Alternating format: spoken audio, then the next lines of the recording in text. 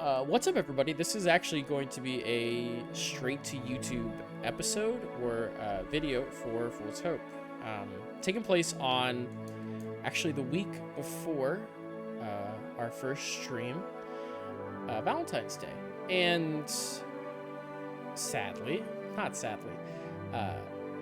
Glenn had plans, so he couldn't attend. I mean, it's sad for us. It's not sad for him being married and happy, but no, it's that sounded way worse. I'm so sorry, Glenn, if or when you watch this. That sounded really bad. Congratulations. Sadly, you're happy in life. Yeah, Ugh. sorry. How dare this guy be happy? I'm so jaded. I'm just very jaded, I guess.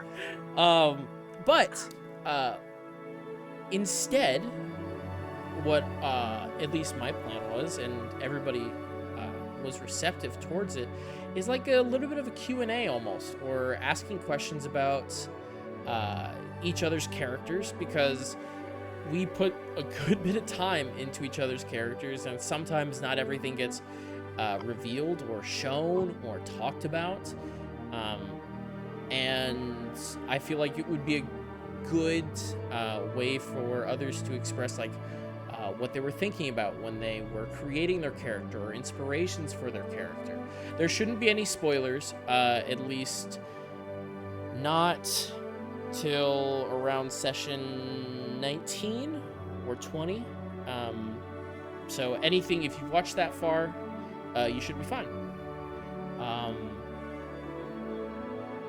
Yeah, so first on the docket, he's super excited to talk about everything.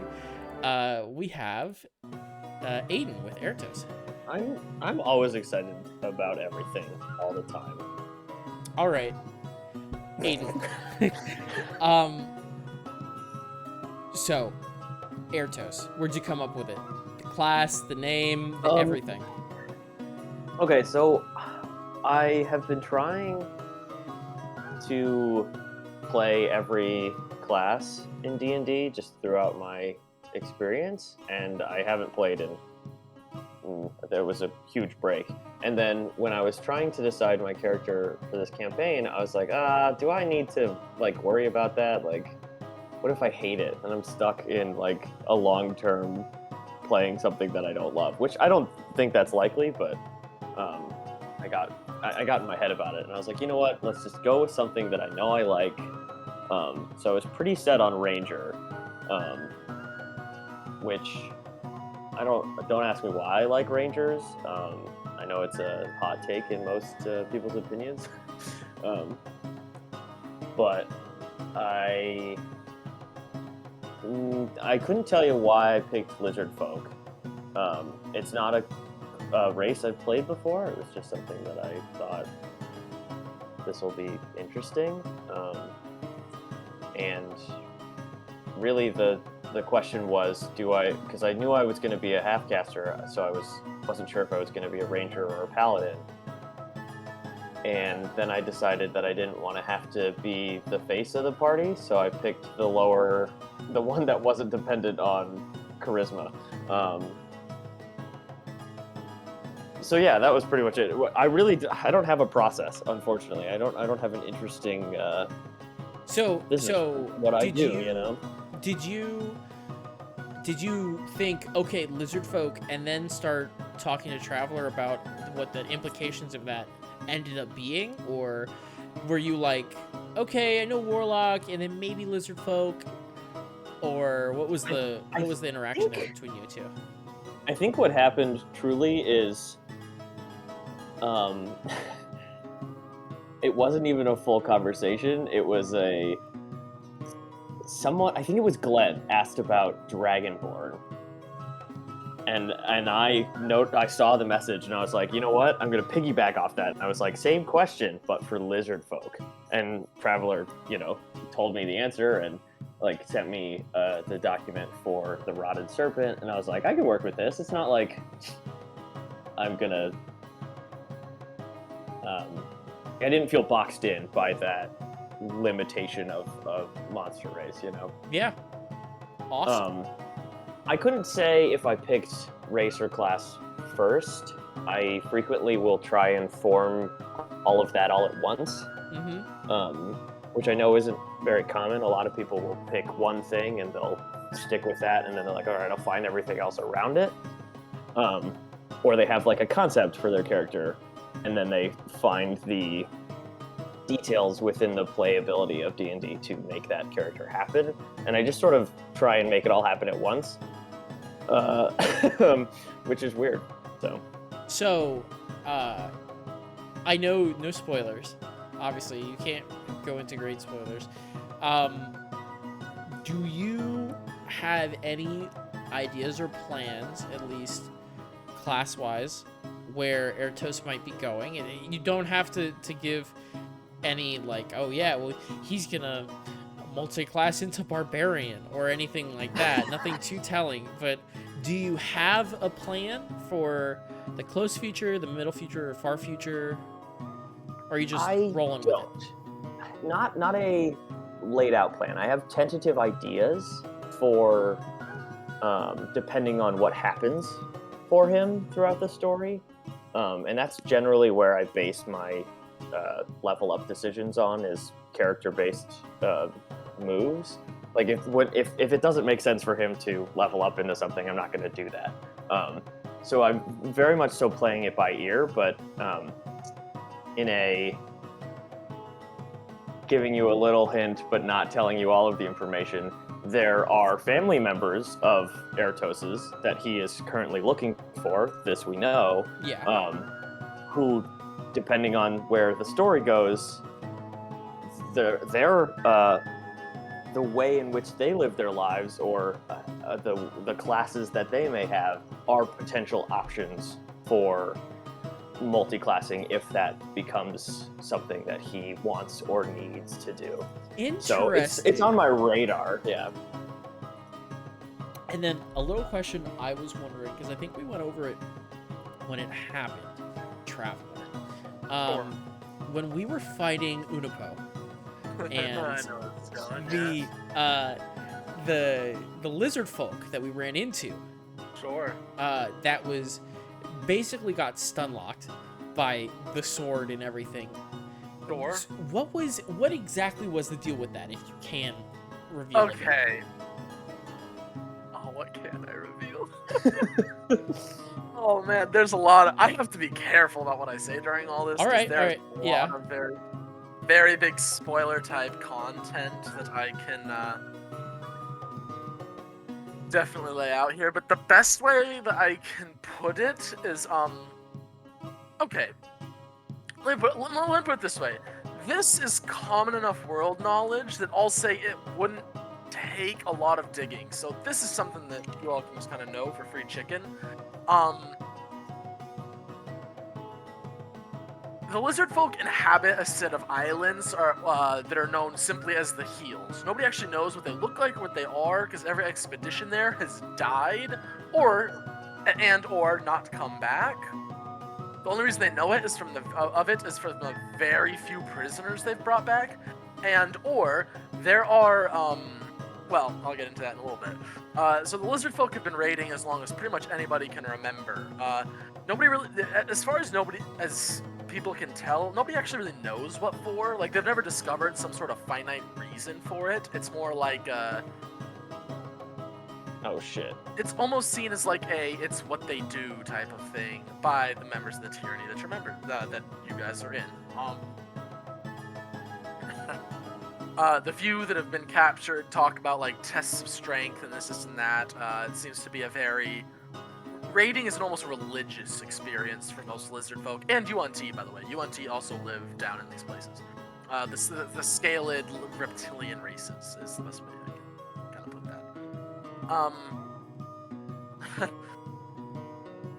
The entirety of the Heels, there's very little known, very very little. But what is known is that there is no, as far as anybody has ever seen from the lizard folk and UNT that raid the shores, there is no actual military or even sociological structure. It is only religious. The only leaders that there are priests. There is no such thing. There is no. Excuse me. There is no yeah, there is no like Yuan-Ti King. There's no that. There's High Priest. There's this and that. There are things that are close, but that's yeah. So I refuse to tell you guys everything that this encompasses, Mm-hmm. but Well, I have some theories now, being reminded of what you just said. So yep. I was gonna say you because we've talked a little more about Yeah. this. That's insider knowledge. That's one of those things because Yeah. I'm sure It's, as we go through talking to each other about all of our characters and talking like that, all of us will have parts that Traveler obviously knows that we can't speak out about. Sadly, as much as I'm sure we want to. But yeah, just give us the crumbs that we're allowed. Okay. The best that so yeah. Oh, I lost my train of thought. So yeah. So was So, this yes, was this that is was fair. this warrior guy? Was he just he was probably just some scrub. And So the he was a priest of some sort. He would have been a lot more trouble had he not. So I literally in my notes have it put down. Hey, if XYZ if XYZ happens, and in this case it is if we find the sword and the guy sees the sword, yes. If all of XYZ comes to pass, then Y will happen, and I just so happen to have put in there that yeah, if somebody with the sword shows up and he sees it, there is no you cannot get him to fight whatever faction held the blade. interesting.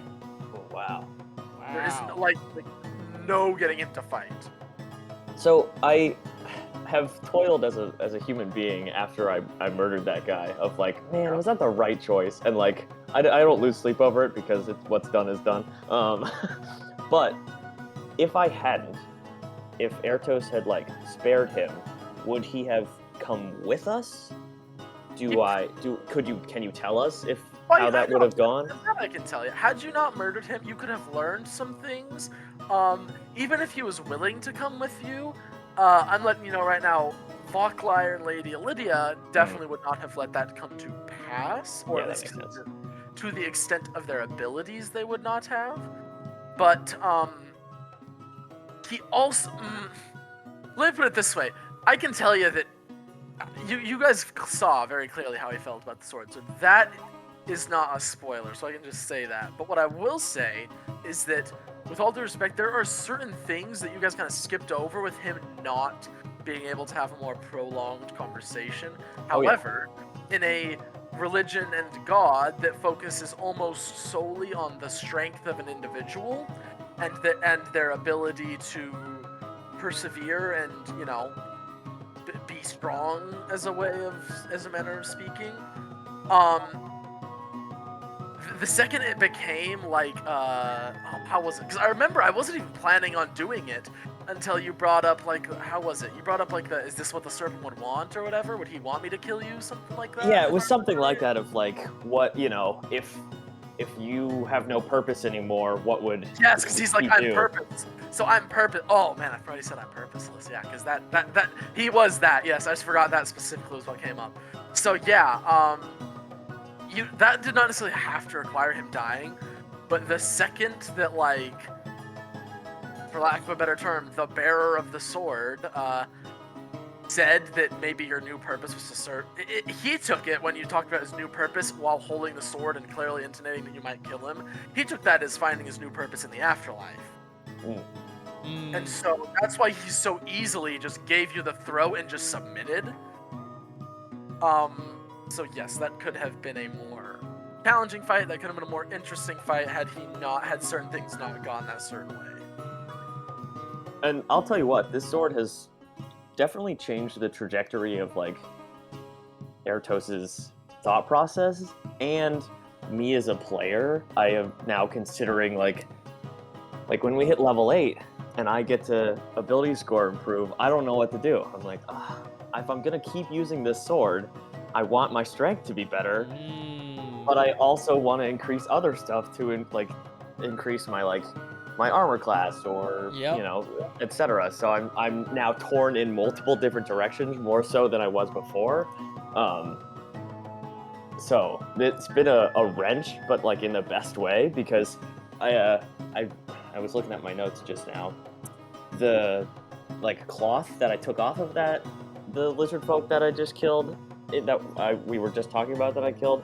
He had the cloth with the drawing of the sword and the like Ouroboros style like drawing and the word "seek the fang." And my headcanon is that's what the sword is called, is the fang. And I don't know if that's true, but that's what I'm operating under. So like, I know it's important. I can't just be like, meh, I'm not gonna use it. Yeah. which I had a feeling that, I mean, myself as a player, when I pick up a sword and it talks to me, Man, you as a player pick up everything. that is true. It is my designation as the toddler that picks up things they're not supposed to. The resident toddler. Yeah. No, it was such a hard decision that me as a player, I knew I can't use this sword. I know I can't. But skipping ahead a little, my character probably really wants that sword. Like, not that sword, but like the power that a sword like that would give. A boon like that. Yes. And Jay/Varen is not so stupid as to not know that a talking sword means strength. He knows that much. But yeah, just hey, not in my cards. So, I mean, And handing it over. I super- will. Oh, sorry. Go ahead. No, it's all right. I just was gonna say I'm super glad that like that happened, purely because I like having a cool weapon, but I also think that like character-wise, it was the thing that made sense. Yeah. No, 100%. 100%. Because I have no use for what is it? It's a longsword, right? Yeah. Yeah. It is a long. Yeah, I'm a rogue now, and I knew multi-class into bard. I'm not going to use a longsword. I've got sharpshooter. That's too many branches. That skill tree's not big enough, or not. I don't have enough skill points to go that far into either side of a skill tree. So Yeah. I knew for sure, and my thought was, yeah, who's the sword person? Well, it's Airtos. So. Right, which is weird that the ranger is the sword person, but that's how I built him, so like it worked out. Yeah. And Traveler, you were giddy for something in this. So I was just going to say, I'm not gonna lie, you picking up that sword first, I would have, as weird as it would have been, I would have absolutely lost my shit had. Let's do that. You picking up that sword would have led to such an interesting interaction that I did not in any way, shape, or form prepare for. Oh, that would have been cool. That would have been cool in a lot of ways. Yeah, I'm incredibly interested. I need to make a note for myself in the far future, the far future after we have our in-person finale. I need to remember to ask what the fuck that means, because that's something I want to know. Hey, Traveler, what the fuck does that mean? I was very shocked. Varen willingly gave up that sword. I thought there was no way in hell he would. But then again, I guess after triggering the trap, maybe. Well, no, it was simple. I mean, the trap. Hey, I've been through it a little. No, it was simple. Me as a player, I can't use this. Me as a character, well, let's try it out. I can't even fucking hit with it. So. Wait, what? Why couldn't you hit with it? I rolled You just low rolled on an bad. attack roll. Oh. I rolled low on an Really? attack roll to try to hit like a book or something, And That's where the I'm proficient joke Yep. comes Yeah. from. Yikes. I forgot about that. You forgot about I'm proficient, man. so that's what happened with that. Yeah. What other toast stuff that I'm trying to think of? Anybody else? Lilith, Nick, do you have any air toast questions? He kind of answered the big one I had was, well, kind of answered it, was why lizard folk, and he just kind of said, I don't know. Why not? And like I really don't have a reason for it. Unfortunately, it was just like this seems interesting, and part of it is like the unarmored defense is nice, the like natural armor. If I increased my dex, it would be nicer, but whatever. And I liked having the option for additional bonus action economy to have the bite attack. Which, now that I have a really good sword, I don't really use because it does more for me if I bonus action like spell and then 2 attacks. But you know, what happens if I drop the sword or I get both my hands cut off? I'm gonna need a weapon, and I have teeth now. So yeah, who could ever imagine losing both of their hands in this campaign? There's no possible way. It could never happen. No, It could never definitely happen. No, never. never on the table. I will say this also about Airtos. I did not plan on anybody being a lizard folk. I'm just gonna be honest. I created the whole idea of the heals and everything, like long before, you know, most of this world has existed for a while before I even contacted anybody. Yeah, I never, in my wildest dreams, thought somebody would, because I know the Yuan-Ti and lizard folk specifically are not very played races, so I'm like, oh yeah, what are the odds? You know, so I won't have to like repeat this stuff out for and yada yada yada. And then he sent me lizard folk, and immediately I was like, oh, okay. And I sent him the lore unit. He's like, yeah, like that looks interesting and fun. I'm like, oh, all right, now I have to prepare this. All right. Truly, the old adage of if you're a DM, your players will do things that you have not thought of, sort of thing. Like Yes, right out the gate, I was doing that too. That is exactly what happened. Yes, and I have never, ever needed to that's a bad way of putting it. I have never I never regretted it so far. It made me have to think of something and branch out the story in ways that I wasn't prepared for yet. But it also opened up something that I think is really fun. That I think I'm gonna have a lot of fun DMing, and I really hope you have a lot of fun playing out, specifically you, Airtos. Oh, already I'm enjoying I think a lot of times when we play just fantasy games in general, but also like role-playing games really specifically, we have an interesting opportunity to explore things that happen in real life in a setting that it isn't as serious as real life. And this is an interesting opportunity to sort of like see how like one person's like, you know, it's like racism, and I feel weird talking about racism as a white guy, but like it is fantasy racism that we're dealing with, and I think that that's an interesting thing to look at as a player. You know, it's really true. Well, not even it's speciesism, I guess technically. Yeah, it's yeah. It's one step even past racism, like, because I think even in our world, I think that even people that might not be racist would probably end up being like hypothetically speciesist. You know what I mean? We know what you that's mean, yeah. like that's a whole other thought process that's so alien, no pun intended, to our world of not just the color of someone's skin. They are straight up that man's a lizard. Yeah.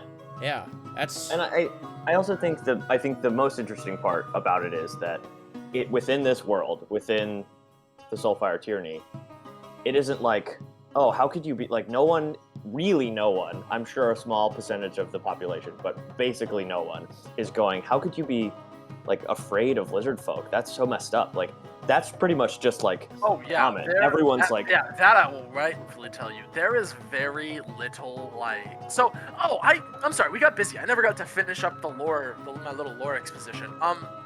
So yeah, they've been raiding for as far as back as anybody can remember.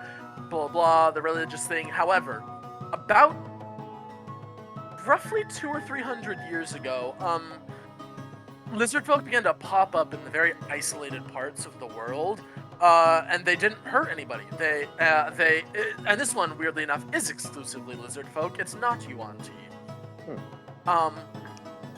Yeah, they began kind of popping up in the small places of the world. You know, just kind of they would chill. Some were known as like adventurers, killing monsters, stuff like that. Some literally just showed up. Were known to be disappearing off into the woods and eating, you know, coming back and disappearing and coming back, and then they wander off one day and don't come back.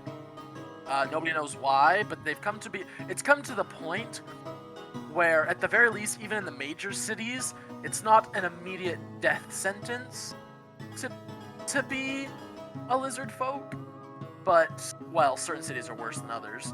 But, it still is definitely a downside. Like, I'm not gonna lie. So far, we've yet to run into anything serious. I don't have things necessarily planned, but I have a couple of ideas that I'm going to run with one day that I cannot wait to see come to fruition. But other than that, yeah, it's mostly just, this is another part of what I mean when I say I wasn't really expecting anybody to be a lizard folk or Yuan Ti. I was like, well, now I have to rewrite this, because I'm not going to lie, before I had it as like, it was an on-site kind of thing, and now I had to change it, and it enforced a whole other part of the lore that I hadn't even thought about, and it's been great. well, I appreciate you changing it slightly so that it wasn't just, yeah, you made your character, okay, first session, and they all kill you because you're a monster. Everybody tries to kill you, yeah. And speaking of first session,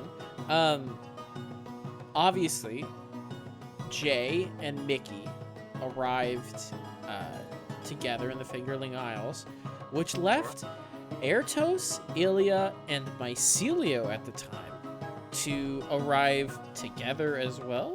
What's the story with that, you guys? So I feel a little bad that Glenn didn't have anybody to be with, but I don't feel that bad because he had the full opportunity to be like, yeah, I'll, you know, he could have said yes, because I think we all sort of put out those feelers of, do we want to be paired up? And I don't remember the exact turn of events, so Lilith might, but one of us messaged the other and was like, want to be connected somehow, backstory-wise? Is that an aspect of the backstory you guys can share, or is that still hidden? So I think we've kind of generally said what was going on with our church. Like, it's not some deep, we've known each other for decades and have all these stories that have come together and now we're here. It's like we are, I think our characters are friends. I mean, I would say so at least, but in the long run, we haven't known each other for a long time. No. So we our backstories are still separate, but they kind of intertwine a little bit before the campaign starts. Yeah, it essentially just established a slightly stronger connection to someone else. That way, if like the group dynamic was garbage, we had someone to fall back on as like a role play anchor, kind of, you know. True, because you guys, we did this. We had no idea at any of our roleplay dynamics before when we came up with these characters, right? Yeah. Yeah. Nobody knew anything about anyone else here, and we just stuck with it and rolled with it. Yeah. So it just kind of it gave us a chance, like, hey, our characters know one another. Like, while we're still getting to know these chuckle fucks, we can interact in a more close way, I guess the best way to say it, while getting to know everyone else. And can you guys reveal how you guys met in the story? Is that something that you can, or is that still? I think Ilya's mentioned offhand how they met. I think so too, and if not, Ertos would openly talk about it all of the time if anyone ever brought it up, so it's not like some secret. Do you want to say it here then Um, now as well, just to? And to be honest, I don't think Lilith and I really even fleshed it out all Okay. that deep. No, it's not like a huge deep thing. I can't say the reason why Ilya was there, but they met. Ertos met Ilya unconscious on a beach. Like, she was just waking up. I can't say what was going on with her because I haven't revealed it yet, but Fair. he kind of helped get her back into a shape where she could actually function as a person. And nor could we tell you what beach that was, or Yeah. you know. I just know it it was on Half Hand Island, and that's the extent that I can say. All right. And it was That we have. couple I'm pretty months sure we've before, said. yeah. All right. Cool. Yeah. I think that leads us to you, Lilith. Oh shit. What's the process? What was the ideas? What came first, the class or the race? What was your idea here? So, my process for making Ilya originally was hearing everyone say, you know, I'm kind of leaning towards this class. I'm kind of leaning towards this class. I'm gonna be a druid monk. I think I'm going bard. And I went, I'm thinking we might need someone who can kind of keep the party alive a little bit. Now, what class do I want to play? Fuck it, I'll go cleric. I played it once, but only at like level 15. So I'll try playing a cleric. And I've wanted to play Twilight Cleric for a very, very long time, since the day it came out, basically. I've never gotten the chance. So I started making a cleric. I was trying to decide what subclass, because I had also started figuring out Ilya's life, and I was very much torn between a few different subclasses. Like, I know I mentioned to you guys, I was torn between the Blood Domain, the Twilight Domain. I kind of looked at Death and Grave, and I wasn't sure. I considered Peace at one point, but in the end, I chose Twilight because it made sense for her backstory as well. Ilya's kind of the 2.0 version of another character I had made, who was a Drow Twilight Cleric, but I didn't really want to play a Drow in this campaign. I don't have a specific reason, I just didn't want to. So I made the Shadar Kai, who, you know, it ultimately ended up being Ilya. So I guess class slightly came first, but that a lot of it was so based on like backstory and stuff like that. And so with backstory, is this backstory also somewhat transient with that other character you're referring to? Or No. Okay. And then with Not your backstory, did you go like, okay, I'm a Twilight Cleric, Traveler, fuck my shit up. Like, no, so with that, I decided Twilight Cleric, and I asked Traveler, hey, what kind of gods in your campaign would revolve around like darkness, death, the nighttime stuff like that, like just generally the Twilight time, basically. And he mentioned the Undercrawl, and I was like, okay, cool. What are they about? Read a little bit about them, I was like, cool. And then I just kind of went off. When making the backstory, I went out of my way to make a character who didn't really know much about the world. Like, me as a player didn't know much. I didn't want to ask him like 1,000 questions, so I knew the world perfectly. So I made a character who was very closed off from everything. So I pretty much gave a backstory for a specific location, wrote out her backstory, which I can't really get into because we've yet to reveal it too much. yeah.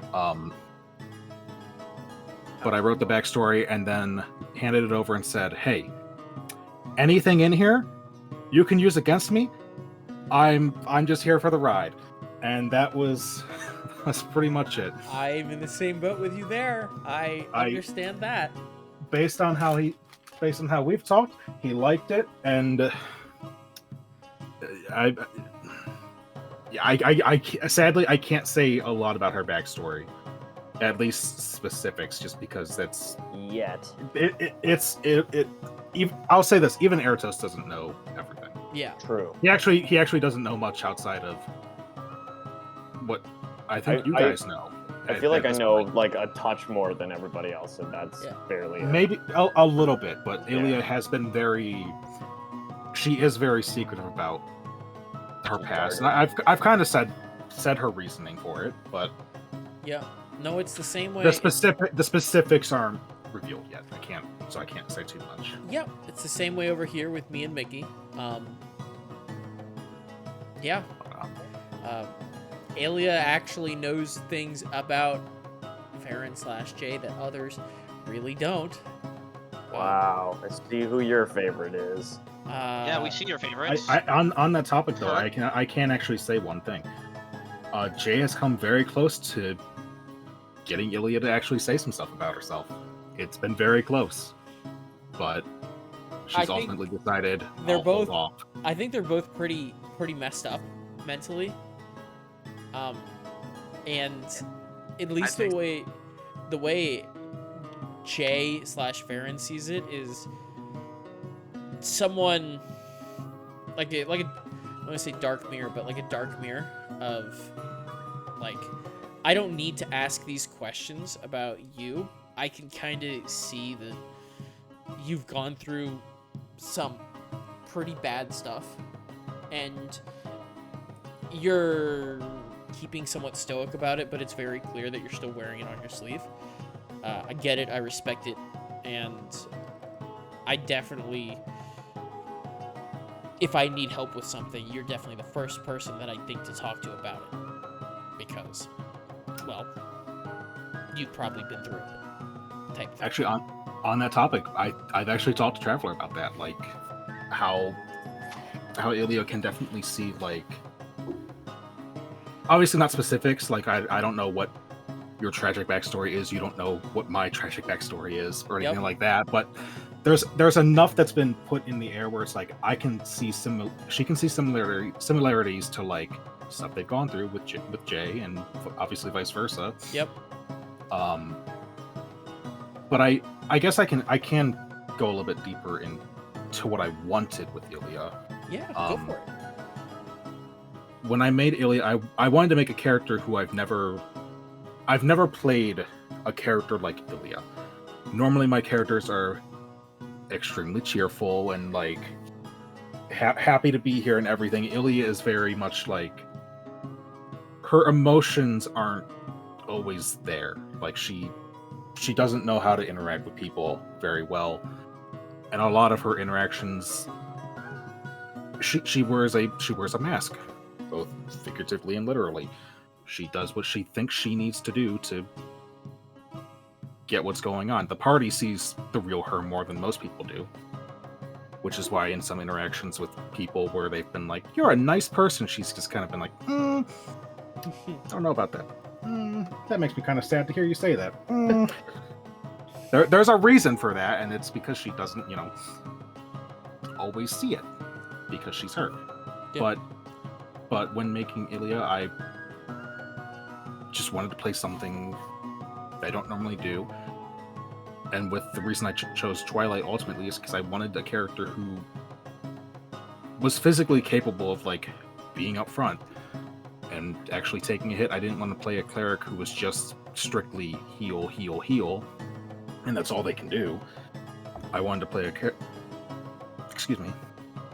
I wanted to play a character who was able to be in the fight, because that was part of her past. She fought. That was her whole shtick. She wasn't always a cleric, so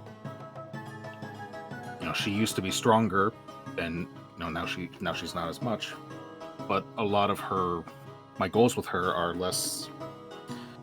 It's more so emotional growth at this point, like becoming who she's meant to be, and that's kind of what I wanted to play more than here's 100 different goals that I need to go like out and do. Yeah. It's just a lot of her story right now is growing and becoming the person she's supposed to be. What ends up happening in the future, I don't know, because it'll depend on what Happens in the Torment future. Traveler throws our way. But Hold on. Hold on. we'll get there. Speaking of future, do you have that you can reveal to us future multi-class or things like that, or? So it'll ultimately depend on what happens in the story. I'm always going to do it if it makes sense in the story. I've considered, which I kind of discussed, I've considered going fighter to kind of represent her strength coming back. I've considered paladin because I think it'd be interesting for her to make a more legitimate oath to her god and everything like that. Yeah. But I also don't know if I will do that, because if I do multi-class, to get to anything that I would want to get with the multi-class, I would lose some pretty major things, like final levels for cleric. Mm-hmm. And I don't know how many levels we'll go into, but As many I- as you guys are willing to play out. it's hard to justify me multi-classing because of the stuff I want. Like if I do more than 3 levels, I lose some stuff I would like with Ilya. Fair. So Very so fair. it's hard to justify multi-classing. All right. Anybody else? Other questions for Lilith on Ilya? It's not necessarily a question. Maybe I'll find the question as I sort of talk. I was gonna say that like I'm happy that you were like, you know what, I'll be a cleric. You know, Yeah. when we were trying to decide, because I think that that's like something that frequently is needed and not necessarily an easy decision to make. To like, I don't want to say make that sacrifice because I enjoy clerics, but you know what I mean. Yeah.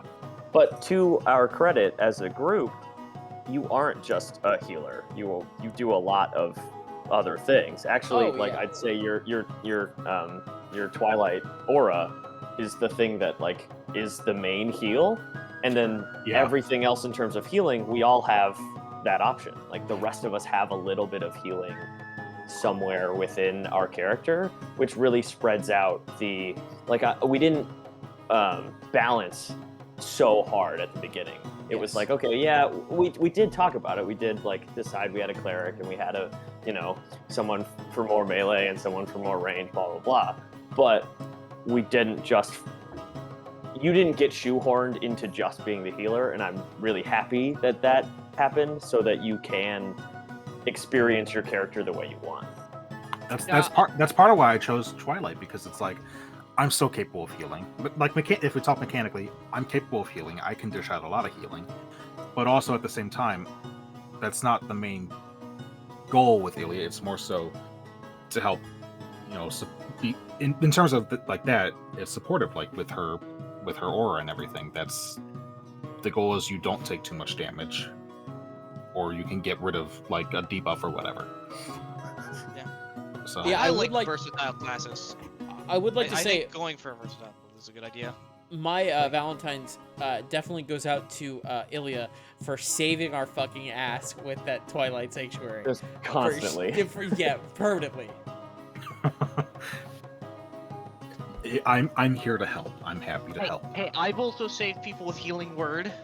All right. Okay, More- but your more- healing word is actually really good, because I don't prepare any ranged healing. I never do. Yeah, that's a thing I I've I noticed. prepare cure Everyone's- wounds, and typically that's about it. Sometimes I Yeah. prepare like something else, but typically that's it.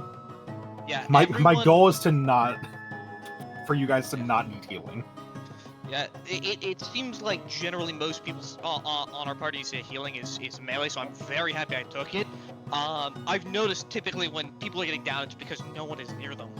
Generally, if we're together, we are strong. Yeah. But Mhm. but it's when Baron is caught off alone, as it so often is the That case. does seem to happen a That's- lot, doesn't it? Yeah, it does. Huh? Interesting. Listen, Weird. what do you expect the rogue to literally stay with the party? That seems Not you- really. Yeah, Play as not a really. team. it's a little counterintuitive. I have a question about Rathu. Oh yeah. Yeah. My question is, What's up with Rathu? Are you who are you asking? Because I You think as a, that would depend.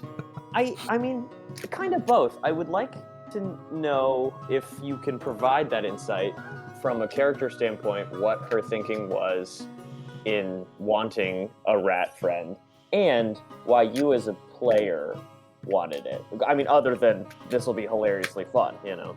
So, okay, I can actually talk about that. So when I threatened Rathu into being my friend, I didn't think it was gonna work, to be honest.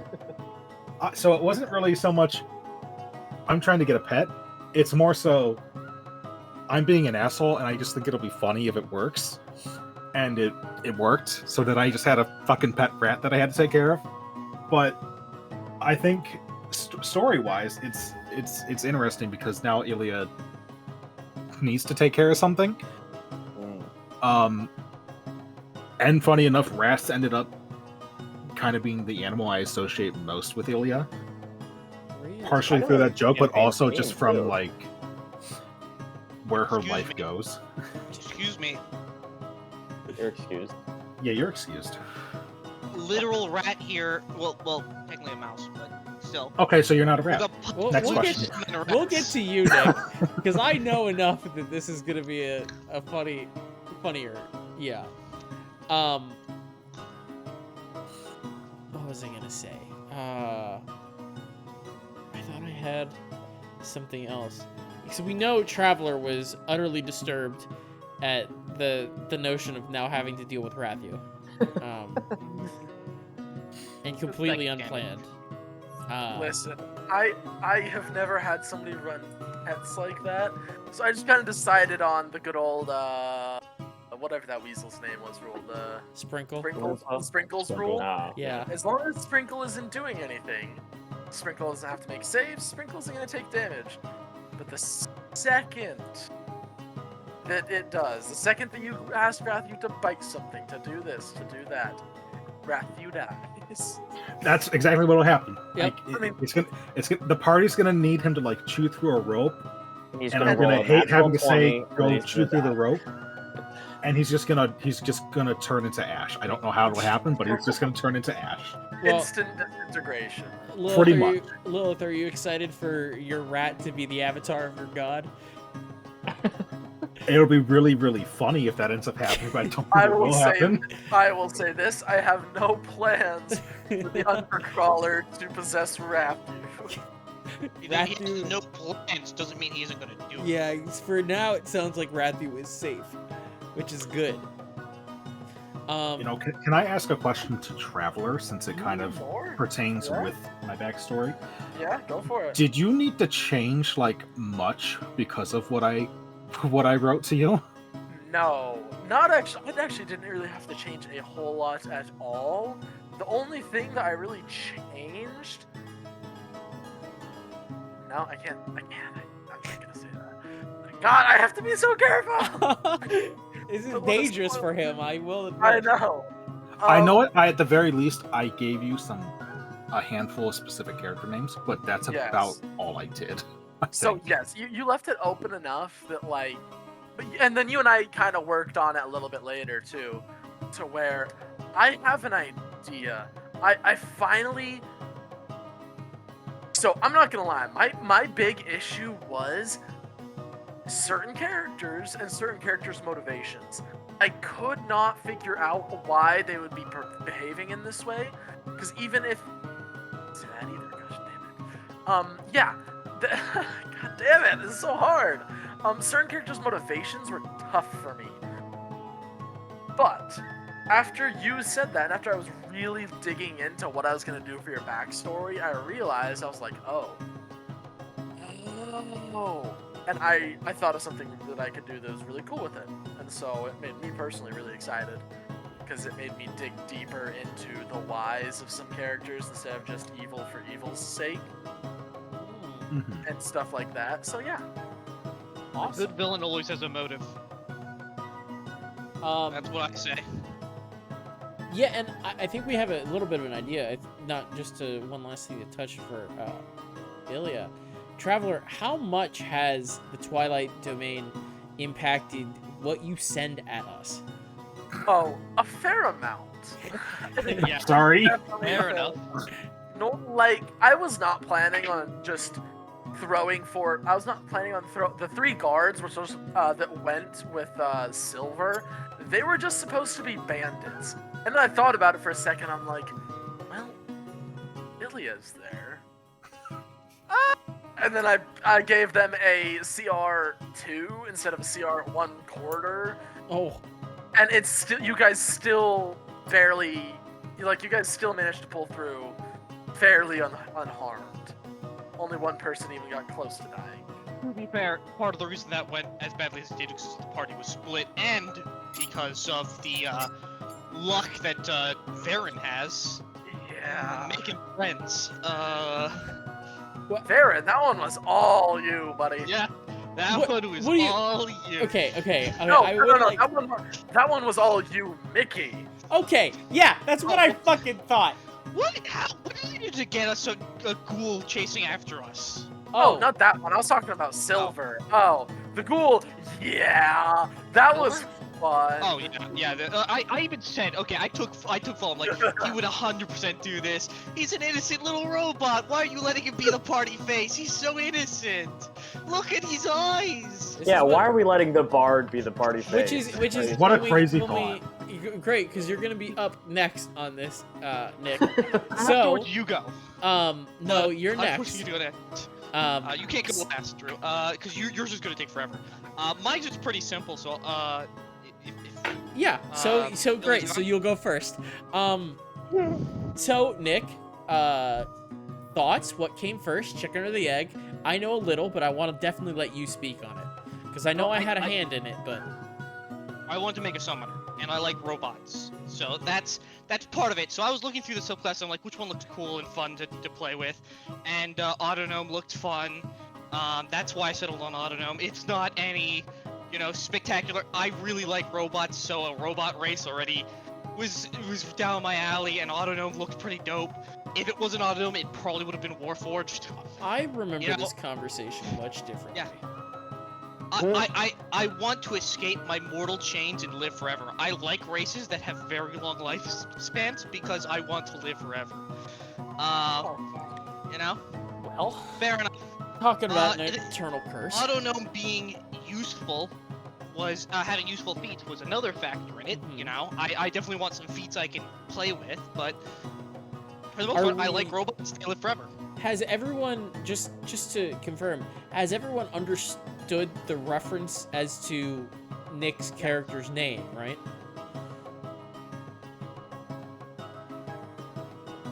Yeah, but tell the audience so Yeah, that Okay. Okay. everyone Okay. knows. It- Mickey is Mickey Mouse. Yeah. From Fantasia. So part of the reason I picked Bard was because I really wanted to make a summoner. I like Sorry. so many things. You said, oh, okay. I was Mickey like, Mouse. Mickey Mouse. Yeah. Yeah, You Mickey from- Mouse. You mean like Mickey Mouse, just like the Disney character? But I see why you specified Yeah. what Yeah. you were Mickey- specifying. From Because Fantasia. he's a sorcerer's summoner. apprentice in that, yeah. Well, Yep. he's not just a sorcerer apprentice, as you know. He animates brooms, and Mickey's Right, which isn't- animated, and Isn't he a will summoner, eventually. so. Yeah. Well, I wanted to make a summoner, and out of all the classes, realistically, the one I could make a wizard, which would be the most boring way to make a summoner, like a necromancer. Oh God, boring, awful. What DM wants to play with a necromancer party member? Oh, that's a great way to get myself kicked out. That class is horrible. I have no idea how WotC ever created that. So I'm like, okay, which one actually looks like fun and lets me summon the most things, and things that are actually going to be useful, because a lot of the summon spells are kind of terrible. I saw the summon spells, but most of them are locked to like wizard, or you can get like one from cleric. And I definitely needed a subclass that had some summon as well. As you know, I'm going to get animating concert. So that's kind of why I ended up settling with Bard, because I could steal spells from other classes, in particular wizard, get my summoning spells, especially Simulacrum and Create Magin. So, the potential Dark Mickey Dark Mickey path is available. If we need to go real scorched earth. But outside of that, it also dawned on me that, hey, this is kind of, I'm animating things, and, I can even animate, for instance, a broom to come to life. And it kind of really fit in with that Fantasia idea as well. Yeah. And those all kind of paired together. And then I didn't want anything too dark for a backstory. I'm not good at being edgy. I don't even like edgy that much, so I'm like, I just want something simple, a nice simple robot. A simple backstory, and I'll let Traveler play with it however he wants. But something simple, because I'm a simple man of simple pleasures. And a simple backstory for me for the most part. And nothing too complicated. so I know we're getting somewhat close to certain people's parts of backstories. And from what I worked with you to establish how our two characters met, I know that Dob was in, like, our most recent contact to your backstory. Can you, either of you, either Traveler or Nick, reveal past... I'm assuming Dob wasn't the guy that made you, and I don't think you can tell us that, but any more insight or no? Traveler, I will say this, because you know who made you. These other people wouldn't. They haven't spent enough time in Bukata, and y'all are already running, which is fair and fine. But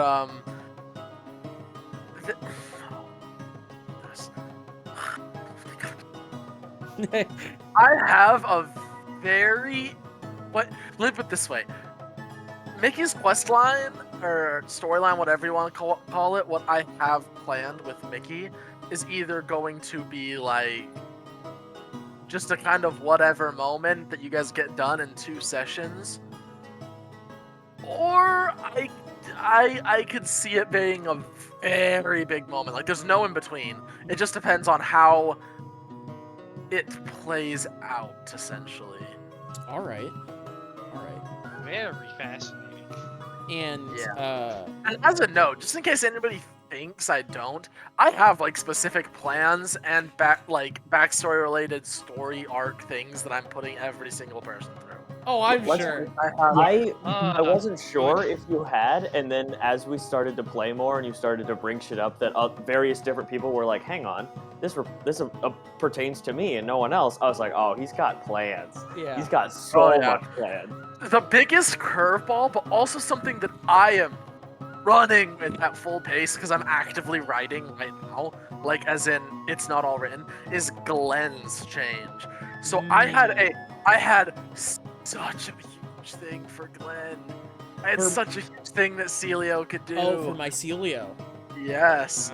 I had a massive thing that I was gonna run with for that, and then he hits me up. He's like, "Hey, listen, I want to change," and I so badly wanted to just tell him to stick with it, but I'm like, "Nope, player agency." Yeah, The second you take player agency is the second that people stop having fun. exactly. Sure. What do you want to play? And he brought up, "Well, I want to be an Air Ganassi." I'm like, "Okay." I want to worship this, and he told me the backstory, and I'm like, "Oh, hey, like I can make this work." Yeah. And now I have a thing that I'm really excited about, but also could end up going really weird too. Like, I could see it being I could see it not playing out the best. I'm not gonna lie. It depends on, because like I said, I'm also still writing this. So Yeah. Yeah. Can you elaborate on what you mean by not playing out the best? Like not going the way you intend, or just like- not being not even fun? not going on the way. Just not. Not even necessarily not being fun, because I think I have enough characters and stuff like that, just goofy people planned, that it's kind of fun no matter what, but it's fun, just not as engaging, I guess is the word. Okay. All right. Engaging. Maybe not as engaging as I'm hoping it'll be, but that's why I'm still actively workshopping, is so I can, is essentially so I can make sure that doesn't happen. Right, make it better every time you work on it. Yeah. Nick, plans for the future? You sticking Bard? You doing a little swip swapping? What you thinking? So I was thinking Artificer. So I don't know if Traveler wants me to spoil. So Traveler, real quick, you want to spoil the little bit that might potentially become a quest? That's up to you. That is up to you. Exclusive scoop? Maybe. Do you Here's need the to thing. spoil it? I mean, you just said Artificer. you're a construct. That's not So- too far off. So I do once again in our little separate session that we had, I did enjoy armor quite a bit. I think it is a pretty cool subclass. You know, I wouldn't mind switching to it. The main thing is I just like it when wacky things happen, and you know, suddenly having the bard change into an armorer seems like a pretty wacky thing for the party to start playing around with. I figured it could be cool. Yeah. And it I'd could. still be able to fulfill the support roles too. I'd be able to help craft some of the items, especially if Traveler gets too tired of the horde voice. Oh, I will never get tired of my horde voice. No, so I brought it up as an option, if anything. Physically, yes, my throat gets tired. Mentally and emotionally, I will never get tired of playing my innocent little goblin. Alright. Yeah. Does anybody have any questions for Nick on Mickey? I had one earlier and now it's gone. I feel like I had one, but I also can't think of it. Um, I don't know how to word like what I Is Mickey planning what is? rebellion? I know against I know humanity? exactly what I'll ask. For each member of the party, we'll start with Airtos. Well, we'll start with Glenn. We'll start with Stormy. Actually, we'll start with Mycelio, then to Stormy, and then everybody down in order. What does Mickey think of the characters? So what does Mickey think about Stormy? So, Stormy. I don't Or know. Mycelio. Mickey, well, Mycelio, Mickey was a little interested because Mycelio was an interesting specimen. But, you know, right now Mickey didn't get to know Mycelio that well. Stormy, Mickey's really, really curious about because of the draconic language and the dragon spirit. Is it a dragon spirit or is it just a dragon? It's like an actual dragon. It's a bit of both. It's a real dragon, but it keeps coming back. Yeah, that's the thing. Yeah. Mickey's fascinated by the mechanic. That is some cool ass shit. Yeah. Then in regards to Ilya, I mean, he's got a mild curiosity. I guess he probably views Ilya closest to like a parental figure out of all the other party members. Team mom. Especially, Yep. yeah, like the mom. I'm the party team mom. Yeah. She will come back after the battle with orange slices. Farron he views as a buddy, but a buddy that's like, you know, like an alcoholic buddy that you really want to see better for. He's the be friend uncle. that Yeah. He's the friend that you see drunk and immediately just have to start watching because he will bolt into the middle of an unknown city even though you're only there for a weekend. Yeah, like especially the tower. He's like, because Mickey comes from a wizard's tower. He knows you don't just touch whatever. Yeah. Watching Vera just grab everything, he's like, is this guy like a toddler? He's gonna get his hands blown off. And to be fair, Vera nearly did several times. If you had any less levels in Dex or Rogue, you probably be playing with one hand. Yeah. Oh man. Yep. I'm so glad. Okay, what about Airtos? Airtos? Mickey, like, especially coming from a wizard tower, probably didn't have especially after the first fight, probably didn't have a great impression of Airtos after that first fight. But, you know, after being with him enough, has really warmed up to him. He's simple, but that simplicity is beauty to Mickey, because Mickey, like, Airtos is the kind of person that Mickey can understand to some degree. Yeah, we rode Like, on that horse together. It was great. Yeah, exactly. Non-complicated characters make perfect sense to Mickey.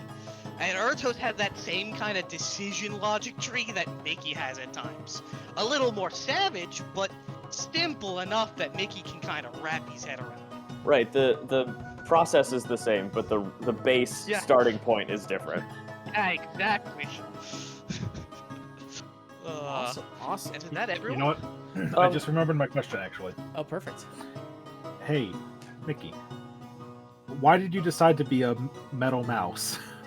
What was the design choice visually to go with Had that? to do with that it was just doubling down on that Fantasia reference for the metal mouse. Yeah. I definitely wanted to be an autognome, so it was definitely going to be a robot. Just because I, once again, like robots, and the autognome class looked cool and had cool feats. But as for going with the Meta Mouse, as soon as I realized, hey, this class has like some real Fantasia vibes going with it, I'm like, you know what, yeah, let's go Fantasia. Yeah. I'm And- a be Mickey. Okay. I spent a long time, a decent amount of time on Hero Forge. Nick came to me with a base idea for how Mickey looked, a model, and it was hideous. Not disrespect to him. No, it was the color it was the scheme. face, Yeah. and it was the color scheme Oh, and the face. The face was just, it looked evil, terrifying. And my first thought was, if we're copying a Mickey Mouse type thing, the whole idea is friendly. Like, it's still going to be a robot in a fantastical, like, old set-in world. So it can't be, it's not going to be like super flesh, like, realistic. So it still needs to be something approachable, hence the like charisma of a bard. But at the same time, it's got to be a mouse. And I did my best to go through on Hero Forge and try to make something that made it look like a mouse. It's just a shame I couldn't have imported Mickey Mouse as a model and just put a robot texture over it. Do you have a picture of that original Mickey design? Oh, do we? Because I really hope you do, because I want to see it. Me too. It would be somewhere in our DMs from like, oh jeez, it would have to be in our DMs from all the way back in what would have been September, right? So Oh, that's gone. That's probably gone. It would be Yeah. great if we could keep that, because if Mickey ever goes evil robot, that's the model we need to It use. was- Switch it in was the like- model for evil. I think the issue is he was using a dog face with No, it was still a rat face. It's just it was I oh god, it was I think it was using a humanoid face. yeah, it was That's terrible. yeah, it That- looked like a that's what human made it rat hybrid sewer monster is the Oh, best way to God. describe it, as opposed Take to Mickey a Mouse's mouse. face. Yeah, take Mickey Mouse's face and just put a normal generic. Put Jeff Bezos' face over it. And Yeah. No. that's That It's is like- not a that's- normal generic It's like, face. and I hate to That's describe putting a this. lizard man face on a It's- mouse. It's like, and I hate to describe this, if Jeff Bezos and a humanoid-sized rat had a baby, that's what Mickey looked like You're originally. just describing Jeff Bezos. I don't know what you're I talking know, about. I know. All right, Aiden, did you remember your? Yeah. Yeah, Nick, this is your first time playing D&D? Question mark. yes. How are you feeling about it? What do you have thoughts on that experience? It's really fun. I think the only thing I've ever sort of known about it was I mean it's very. I think the combat at times take a while, but outside of that, it's a fun experience overall. Usually I'll just do like a small little side task. I don't know if everyone else is doing that, but I'll do a small little side task while I'm trying to wait for everyone else to finish their turns. Fair. So do you think that you're more a investigate and role play kind of player? Like you prefer that over combat then?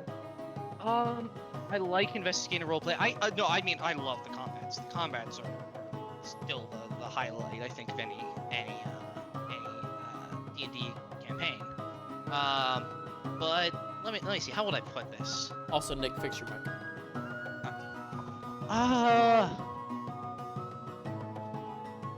I like having a good action economy, right? When you feel like you can do quite a few little things throughout a fight, even if they're not that big a thing, even if they're just small little things, when you can do a lot of little things, it does feel really nice, right?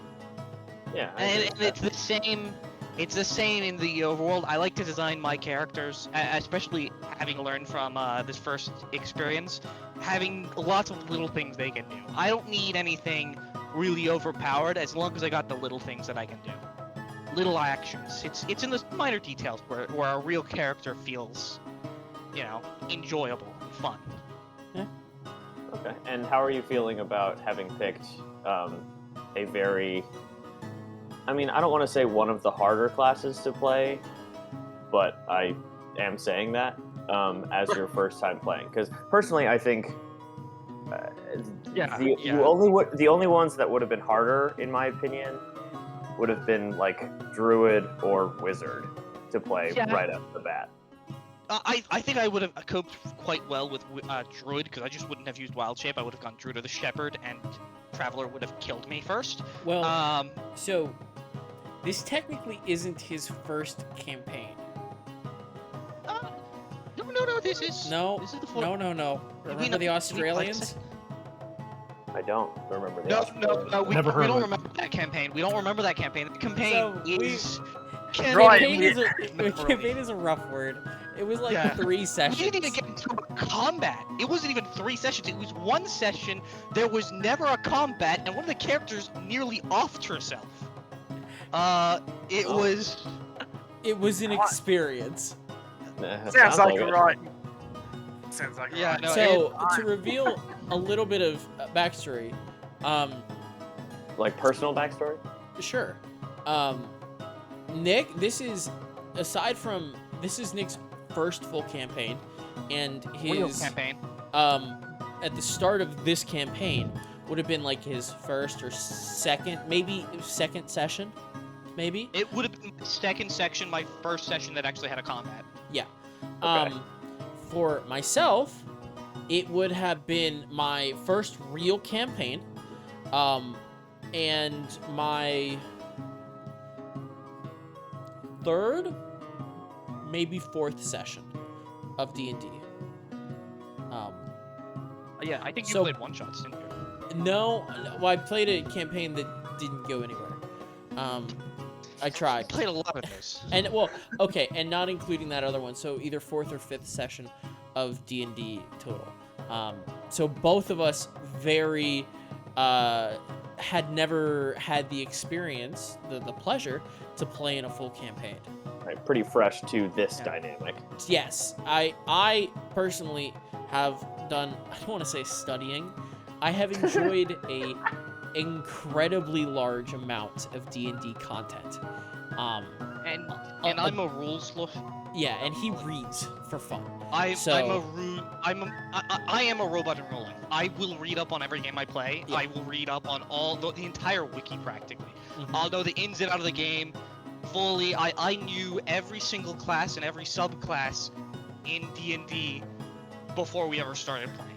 Yeah. And I will say Bard definitely was a lot harder. I think I knew leveling wasn't going to go quickly, but I didn't realize going... You thought leveling was going to go, your original plans for Mickey, or whatever this character was going to be, you were talking about like levels 9 6 and 10, and I 11. think are my mainstays. 6 you- and 10 were my mainstays. Yeah, but you were yes, talking very high I level, was...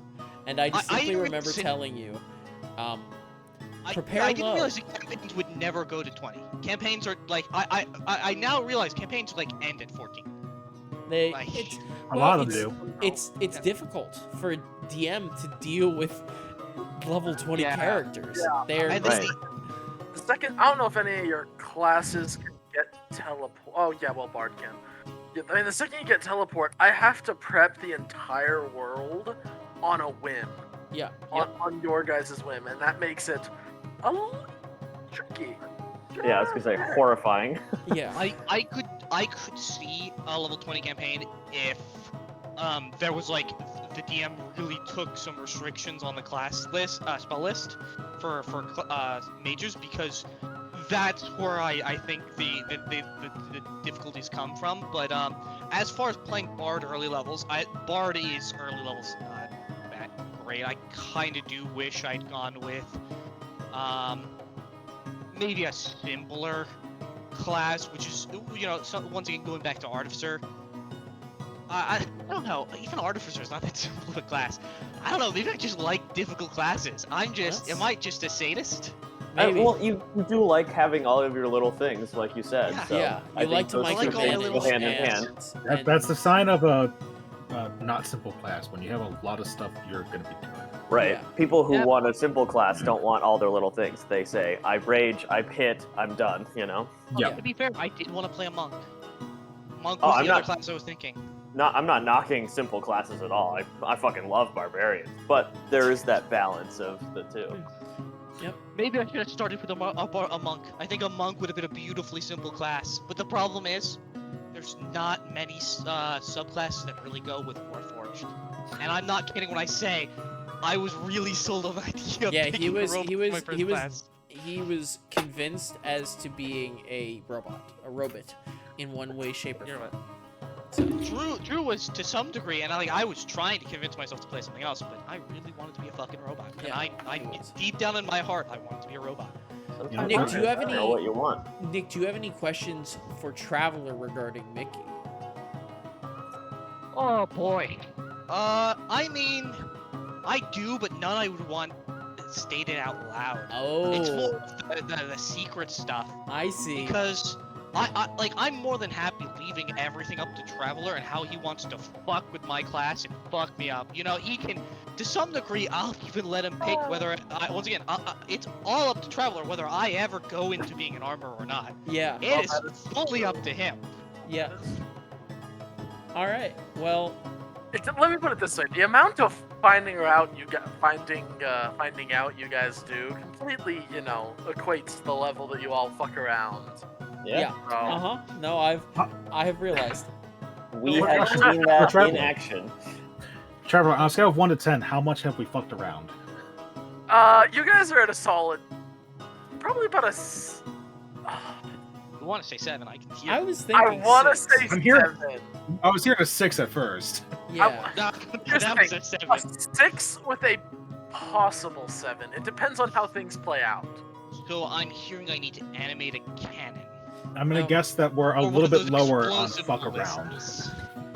Well, I guarantee yeah, that I mean, with things that might come to fruition shortly, that number may or may not go up or down. J. I had a plan for Jay, and that plan went to shit in the best way possible, but it didn't. I had a thing, and I'm not gonna make. Let me put it this way: I'm gonna say this specifically to freak you out because I know how you stress. I don't do triple classing, so now my plan won't work, and I'll leave it there. No, wait. Okay, I have to talk to you because evil thing. because Traveler, I think we're on the same Evil wavelength. thing. I need to talk to you. I need to talk to you because well, I'll get into it when I talk about my stuff. Hi. Yeah, I'm Drew. I'll go through it first of all. Hi. Hi. So, where did Jay come from? This was very simple. I was sitting watching, not the Hateful Eight, is it the Magnificent Seven? The Chris comedy. Chris Yes. Pratt's character, yeah. Yes, Yeah. yes, exactly. Chris Pratt's character. Yeah, Yep. no, Fair his, name. yeah, The it's. second you said that middle name, I was like, son of a bitch, this guy's just playing. So my first thought was, and I've always wanted, I really want to play Gunslinger. I think I've said that to a few people. I really want to play Gunslinger.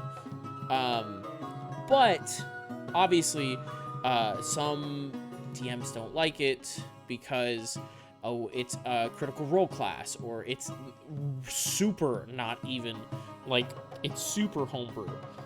More than Artificer, or like even some of the other stuff.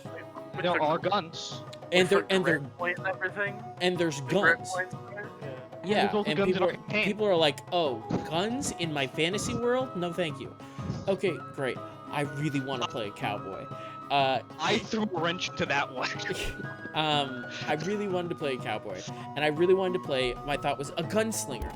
So my third thought was, okay, I'll go fighter, gunslinger, see if that works. Because you said you were fine with most classes, so I was like, okay, fighter, gunslinger, let's go. I would have gone with it, yes. And I was like, well, but these cowboys, these protagonist-esque cowboys that you see in movies are either super steely-eyed and serious, which I wasn't really feeling because I was watching Magnificent Seven. So I'm like, okay, I'm gonna be the jovial, the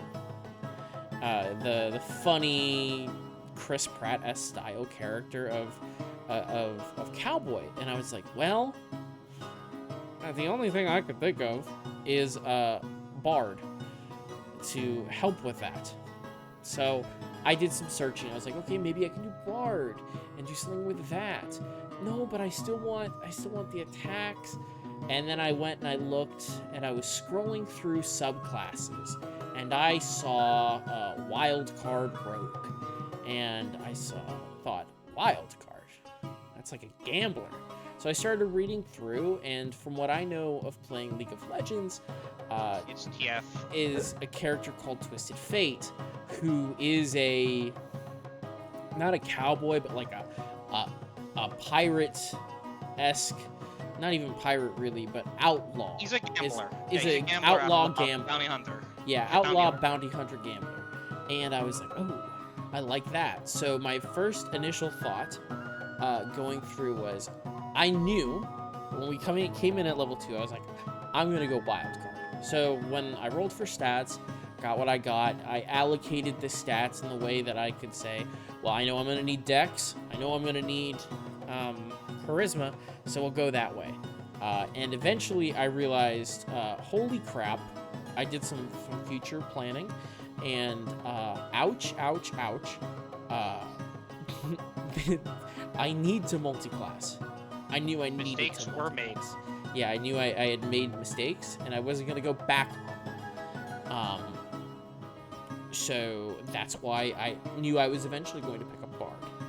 As for race, I didn't know, I don't think any of us knew, that we were going to get that free feat. And you also really like Variant Human, let's be honest. Well, you have an addiction to Variant Human. I do have an I- addiction to Variant Human, but I needed a feat. True.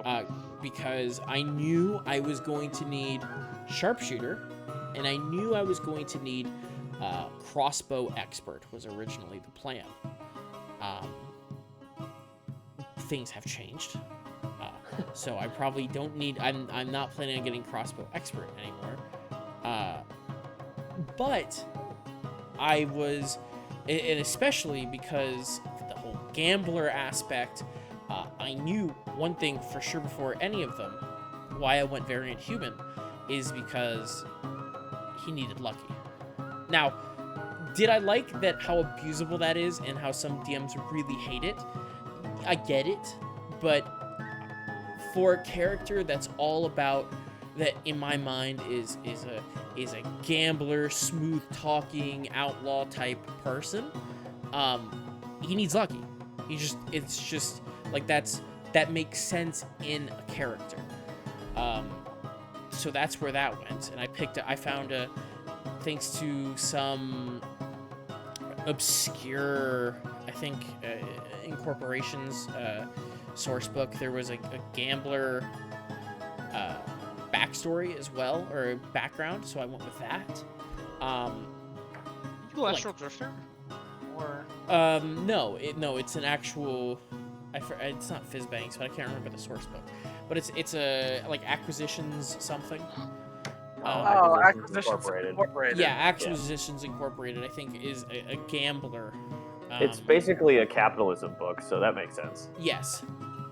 So I was like, oh, gambler, which, and the feature of which I have yet to use because it's so incredibly broken if I spam it, because it just is like, hey, traveler, tell me what to do.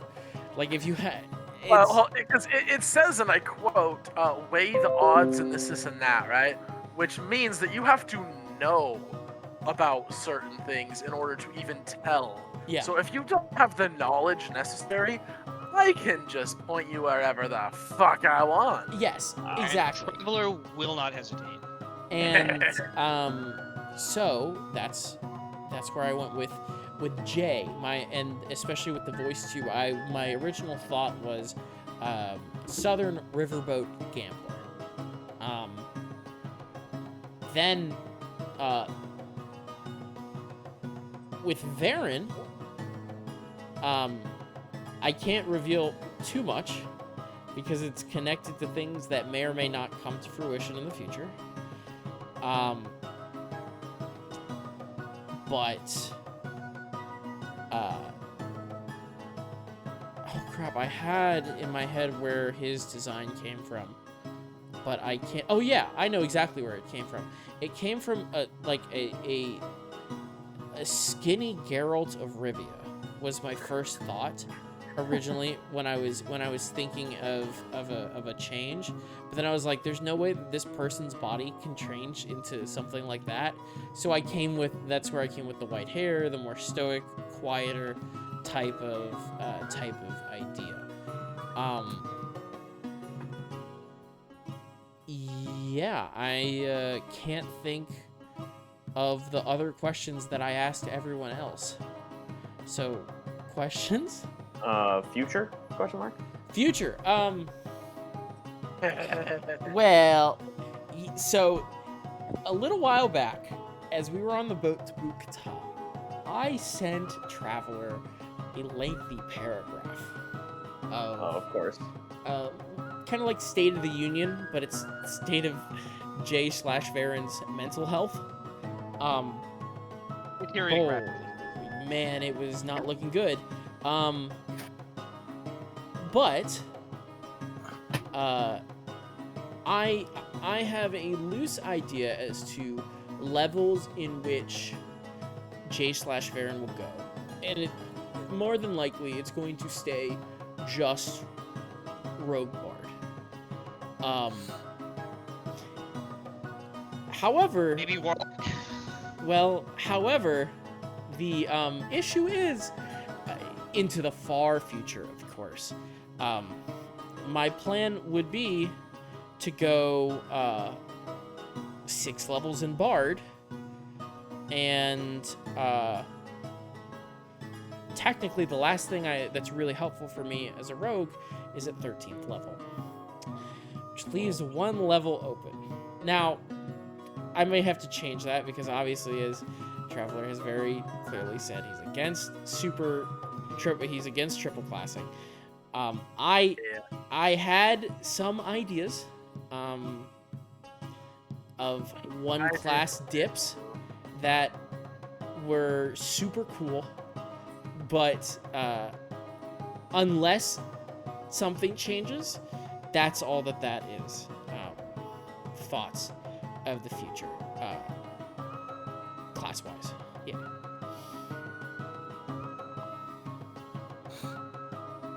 Anybody else?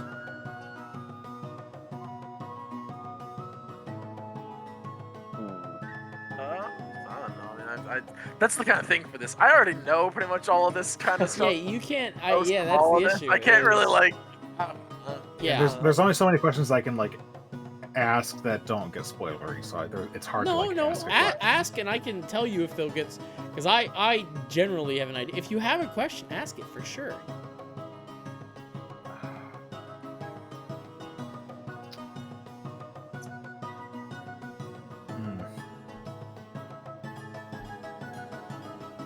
I will say personally, I didn't expect the party to be so immediately dissatisfied with everything that Jay was when they met him in the Fingerling Isles. Why do you say that? I knew he was I knew he was viewed as slightly sleazy, kind of, but I didn't think it was gonna be viewed as that, like, oh geez, one of these guys, come on, you know, what type of things. Oh, it's this guy. Look Yeah, at this it's motherfucker. it's this guy. I didn't think that's exactly how it was going to shake out in the beginning, which is fine. I mean, he's not surprised because he's been that guy, but yeah, I don't. I feel like that might be from just it might have been that extreme just from our own characters' like respective background. Okay, Like, okay. especially like for me and Eratos, we were kind of just doing our own thing overall, and not really. I mean, I don't know how about Eratos, but I know Ilya definitely wasn't interacting with people like Jay. So coming into meeting him, it's just like, oh well, look at this motherfucker. Yeah. I also think It's this guy. there's a trust conversation there, you know, and like I won't speak about Ilya's backstory. A, because it's not my place, and because I don't want to spoil anything. But like for Ertos, he has some trust issues, you know, like not in a super serious way, but in a way that his insight is so high because he has trust issues. So it like there's that level of like skepticism with new people in general, but especially when it's like, yeah, I'll gamble with you, and it's like, all right, any Yeah. person who's this gung ho to gamble is some sort of something. Yeah, you know? that's true. That's a very, because Ertos has trust issues, and you most likely can't take a single word that comes out of Jay's mouth at face value. Ever. Exactly. I also realized a second thing to give you guys more time thought process. In terms of a character backstory for Jay, I had my first thought process. I had two things. I knew I was going to meet up with Nick somewhere, but I didn't want Nick to be totally, or Mickey to be totally incorporated into my backstory, so I knew it was going to be something later. As for my own backstory, well, you can kind of put one and one together as to I needed a place where Jay could have been brought up and could have learned these things. A place that would be conducive for a person to turn into a rogue, where he would have learned to become a gambler, where he would have gained this type of personality. So I asked Traveler, I think my question was, hey, is there a place like Las Vegas in your world? And you gave me an answer, and I said, yeah, sure, let's go. Sure, let's do it. Let's do it. And I ran with it, and then I started asking, and then I said to myself, okay, he's here. Why does he leave? Okay. Hey, is this okay? Yeah. What about this? Okay. So I don't know how much it affected the world building of, or the building of that city, because it sounded like everything was pretty. I'm just a piece in that cog. Okay. Yes. I have a question. Did it sound pretty put together when I told it to you? Yeah. It sounded so. I literally made up most of it on the spot. Great. Yeah. I Love it. cannot. I knew there was Hell going yeah, to we're be making up one some like. I knew there was going to be one like depravity, like the depravity city. You know, where it's like, all right, it's my Wild West saloon. You can take somebody out, shoot them, and nobody gives a damn type city. I did not think I was gonna go full Las Vegas, and I definitely didn't think I was gonna go where I was gonna go. But things worked out a certain way, and I started talking to you, and I started getting ideas, and I was like, oh, and I have ideas now. Yes. Yeah. And some recent backstory developments came about. Well, I guess it's not technically recent. I knew why I left, and then as we were leaving the Fingerling Isles, I said, okay, we're moving into the big world. So I need to figure out some, I don't want to say holes, but my backstory was very rough for a while. And then I was like, okay, well, I need to iron this out. I need to make this something somewhat more coherent. So I started writing some more. And I found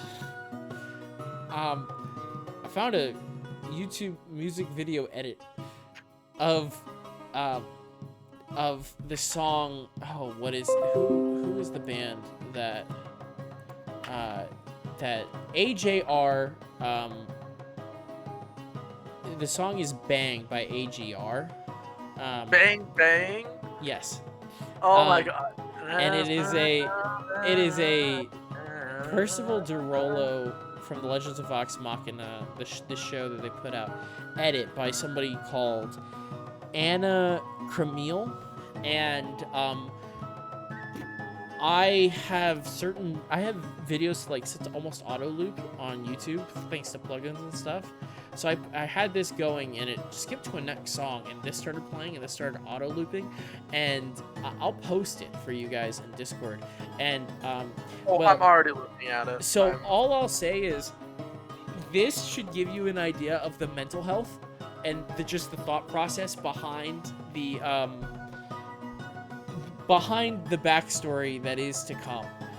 Things went from like middle of the road, fine, it's the ship's sailing in decent weather, to oh no. So that's where that went, backstory wise. Anybody else questions? I do have a question for you. I have two questions, one for you and one for the group total, but I'll start with you. So, your character seems to have a little bit of a... I don't want to say, like, two personalities, but Jay and Varen both seem to interact with the world a little bit different. Mm-hmm. At least to me. Who do you enjoy playing more? Like, which face, or which side of the card do you prefer playing more? That is a really tough question.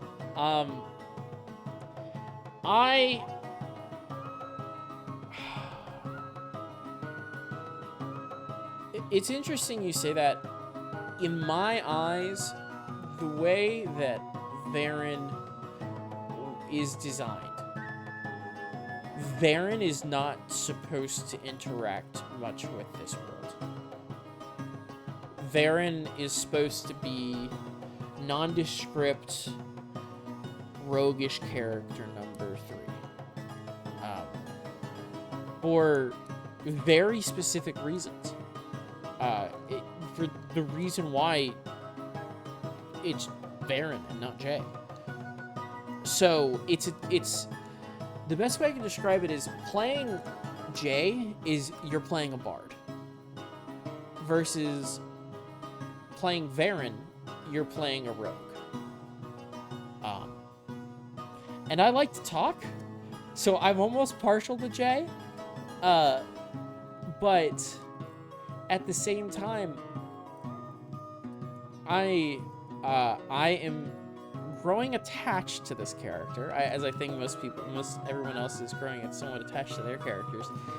And as I know that I can tell where some aspects of the story are converging, how they're starting to move, and I know that they're converging not directly on me, but I'm sure as hell in their line of fire. That I am scared for Jay. I'm scared for Jay. Because, especially after talking with Traveler and sitting down and thinking about where his brain is, Jay was, until an event that happened recently, very prepared to make a lot of very bad decisions. Because they would have to be the things that had to be done. This has to be done, regardless of anything. Currently, I am a little confused as to how to play these characters, because things aren't as bad as Jay thought they were going to be, but still as cautious as ever. Varen exists. So, to actually answer the question, I think I enjoy playing Jay more. And Varen is just a face that Jay has to put on sometimes. Because he has other faces. Still as cautious as ever. Shooting giant plants in the ocean. Hey, what I will say is... You're never going to live that down. You're never going to. No. Jay... A question that's hasn't been asked. Jay has a lot of experience in certain places, in certain things. In others, absolute none. And you'll see him act like an actual child. In the hyper-inquisitive, trying to learn everything type thing, which is... I don't even say, like, that's really what Jay is. That's more like what you would have seen if you saw him growing up type thing. like as a kid growing up, but circumstance wasn't allowing for that to really shine through when he was actually growing up. So it's something that you'll see now when he has still looming responsibilities, but more control over his current situation, so he can do what he wants. Any other question, Ilya, to the party? So, if you all were to make the same characters, the same backstory, but you had to pick a different class, what would you pick? Either armor or druid or shepherd. Okay. But you, Drew? Well, I'm assuming I can't say bard or rogue, seeing as I'm both a bard and a rogue. Correct.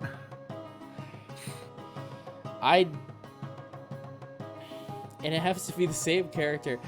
It Same would character, just different class. It would probably be a fighter who really isn't convincing or as charismatic as either of these characters, but it would be a fighter. Okay. What about you, Erixos? I'm leaning barbarian, but I don't know what path. And so I'm gonna go with my other option, which is Oath of Devotion Paladin. Ooh. Okay. All right. And I love Paladin is Ah. personally my favorite class. I've played a lot of Paladins. I love them. They're so good. I love them so much. So cool. They're very cool. Any other questions for me until we get to our berating of traveler questions? Well, As so a note, Oh. sorry. no, Yeah. no, go ahead. No, you go ahead. So I'm saying something else. Go ahead. I was just gonna sort of pose the same question to you, Drew, that I said to Nick. I thought you had played a bit more than you apparently have, so I'm just curious how you're feeling about settling into a character for a long time, hopefully for an even longer time, and like getting used to playing consistently. So currently, I have a lot of time on my hands. If that isn't obvious. I am also currently in 2 other concurrent campaigns. One of which looks like it's gonna die. Another of which looks like it's gonna survive, but the meetings are much less frequent than ours. What he's saying is he's cheating. I love I'm fine with this D&D. non-monogamous situationship. I just wish you would have told us. Yeah. I'm sorry. See, I feel foolish because I committed myself and you just. we see how it Traveler, is. aren't you in like 6 campaigns right now? Oh God! So I'm running this one. I used to see. It used to be I just wanted to play instead of DM all the time. So I'm in this one. I'm a player in a Starfinder campaign, which is super fun. I cannot recommend Starfinder enough. And then I used to play on Saturdays, but now I have to DM for 12 hours at a fucking time. Sounds like fun. 12 hours? What? 12 hours, yeah. So 1 to 4, I used to play from 1 to 4 and just have a good little goofy time. But now I have to DM. And then I used to, the other reason why I DM is because, I don't know if any of you know Warhammer, those bitches are expensive. And if you DM for anybody and everybody on a Saturday night at my local game shop, they will give you $15 of in-store credit. So literally, I just do that to fund my Warhammer addiction. I'm pimping myself out. Hey, I am Okay, pimping that's myself more out as a reasonable. DM. that is That's fair and understandable. Totally respect it. Yeah, actually. totally. Yeah, absolutely. Not gonna lie, as much as they're having fun, I am not really enjoying. I'm playing this campaign. I'm playing the homebrew in the other Saturday one now. It's only been a few sessions. I just don't enjoy it the same. They don't take it as seriously as you guys do. There's a lot of random like, I had one character get drunk and piss on another character. He's a fairy. He fell asleep in a Leonin's mane and decided to piss there. And it's just like, that is fun. It's silly. It's goofy, but it doesn't have the same like. This campaign, even though it was my original world, has sucked me in even more than I thought it would. Once you guys got that into it, once I realized you guys were as into it as you were, and it just hasn't let go since. That one does not. Although they, unlike you guys, decided to actually interact with the Isle Lord, which made things a lot more interesting. Yeah. Listen. Our only interaction with him, he was a dickhead, and he was about to die for it. He was Well, a dickhead. Traveler, I told you he would have survived if he hadn't said the things that he said to me. It's fine. It's I- fine. He deserved it. He It was fine. meant to be a dickhead. He was I meant to be a think- dickhead. He I just think- chose the worst time to do so. I think there's going to be quite a fair bit of interaction with Soulborn in the near future. All right. That is fair. That is fair. Don't wish that upon us. Come on. No, All right. Traveler. Anyway, so what I was going to say real quick while I was laughing is the funny thing is that whole plant situation, I literally was just writing. I'm like, all right, I'm going to write out a sea encounters list because they're going to spend a fair amount of time on the water here for a minute. And I was writing it out. And for whatever reason, I cannot tell you why I wrote this. I was just filling out a thing of 20 of encounters. And some I was like, oh, this makes sense. Others I was literally just scrolling. I'm like, oh, that has a swim speed. Click. But for some reason, just running off of a narrative idea I had the words I think it was under 12 or whatever I rolled for the encounter sheet. Fungal Island ? And I guess I just never got around to actually planning it out because you guys rolled that and I just froze. I'm like, oh shit, I never finished planning this. And so I was like, okay, sure. And I ran it really quick and it turned into what it turned into and I'm so glad it did. That was so great. And now it's the whole thing. I actually have a whole thing about it now because of how things turned out, and it's Well, gonna be great. Oh That's- God. It's That coming back. worries me, especially with my fear yeah. of plant monsters. Yeah, It's chasing us. It's awful. Oh my in the best God. way. Okay, Traveler. Now it's Yeah. time for our little question. Yeah, So, go ahead, ask away. Obviously, everything that happens in this world is happening concurrently, and we can go just about anywhere in time Yep. we want to. That Uh-huh. being said, with the way that things are looking, I think it's going to be a while before we end up going back to the Fingerling Isles. Sure. What did we, if there is anything that you can tell us that's already happened that we maybe didn't see that isn't super high level, what did we miss? Is there anything that we missed? Anything that you're itching that it doesn't matter that you can tell us, or? You guys didn't. I will tell you this. There was a couple of things, not many, but a couple of things that you guys missed there. Maybe 2, maybe 3. But neither of which would have been fun at fourth level, as in possible TPK levels had you run into it. Obviously, there was. Let me put it this way. I'll just spoil this here. The whole knoll ears and such in Hornburg was to get you to Hornburg, and there was a couple of things there. Oh shit. There was more in that Oh. town than just the knoll ears, but that's fine. There wasn't much. It's not like a huge thing you missed. The only other thing I will say you miss is not asking a bit more questions into the exact backgrounds of some of the characters there. It won't have ruined anything or anything like that. It's not like there's anything, but there are some surprises that you may have been able to figure out earlier that you now will have to figure out in the time that they occur. Interesting. And so, okay, so I want to ask this. This is my personal question. Sure. As we know, Unipo was not supposed to be the mini boss that he has been turned into now. No, he wasn't. Me as a player, I want to know what the fuck was on that letter. Oh man, it really was actually exactly what I said it was. It was yet another plea for him to ascend. So what? Oh boy. So the campaign did change a little bit, but the whole point was he wrote a very specific letter to request a meeting with Powder. The whole thing that he was going to do, that whole situation, he was planning on trying to hold it in the mine itself, which would have made it almost impossible for any of them to escape, and also would have essentially ensured him his ability, because oh boy, that rune was not big enough to cover, and it was not actually big enough to cover the law house. It took very specific things for that to happen. His plan was to lure them down in there, but so he wrote a specific letter saying, "Hey, Lady Lydia, bring it down this way, blah blah blah." But the long story short of it is, I kind of panicked, and I realized, I'm like, I guess that isn't incriminating.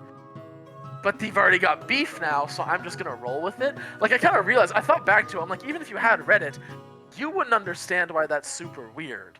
No. Your characters wouldn't, so I guess there's no real...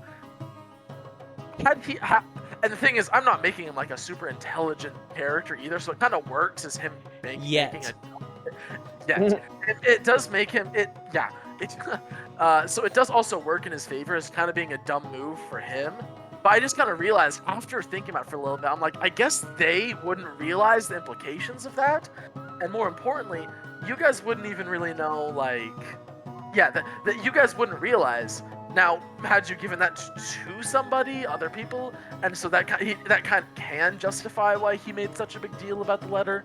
But yeah, it was honest to God, just an invitation to the mine of sorts, and like a very specific, like, hey, bring her along type of thing. All right. Slight follow-up. Yeah, you guys. Sure. Sorry to hog it from other people's questions for travel. Yeah, how dare you? There was a very distinct chance that Unipo died, in the sense of we could have set him on fire in those cocoons. Yep. What was the contingency there? Or was he not, because he wasn't a big player yet at that point, right? So he wasn't as big of a player, no. So him living actually changed things, because how in my mind it went was, you guys went there, you killed you killed the cave, what was it, the cave, what's the name of those creatures? Cave The metal things. Yeah, you killed the Kruffic, you killed the cave fisher, and then you return home conquering heroes. The reason why that didn't end up working was because you guys went searching for the bodies, and through the bodies and blah blah blah, and I was just rolling to see how many were alive. I'm like, okay, this many are alive, blah blah blah. Unipo's alive. You managed to save him. Voila. He was still supposed to fulfill the same role of... Boy.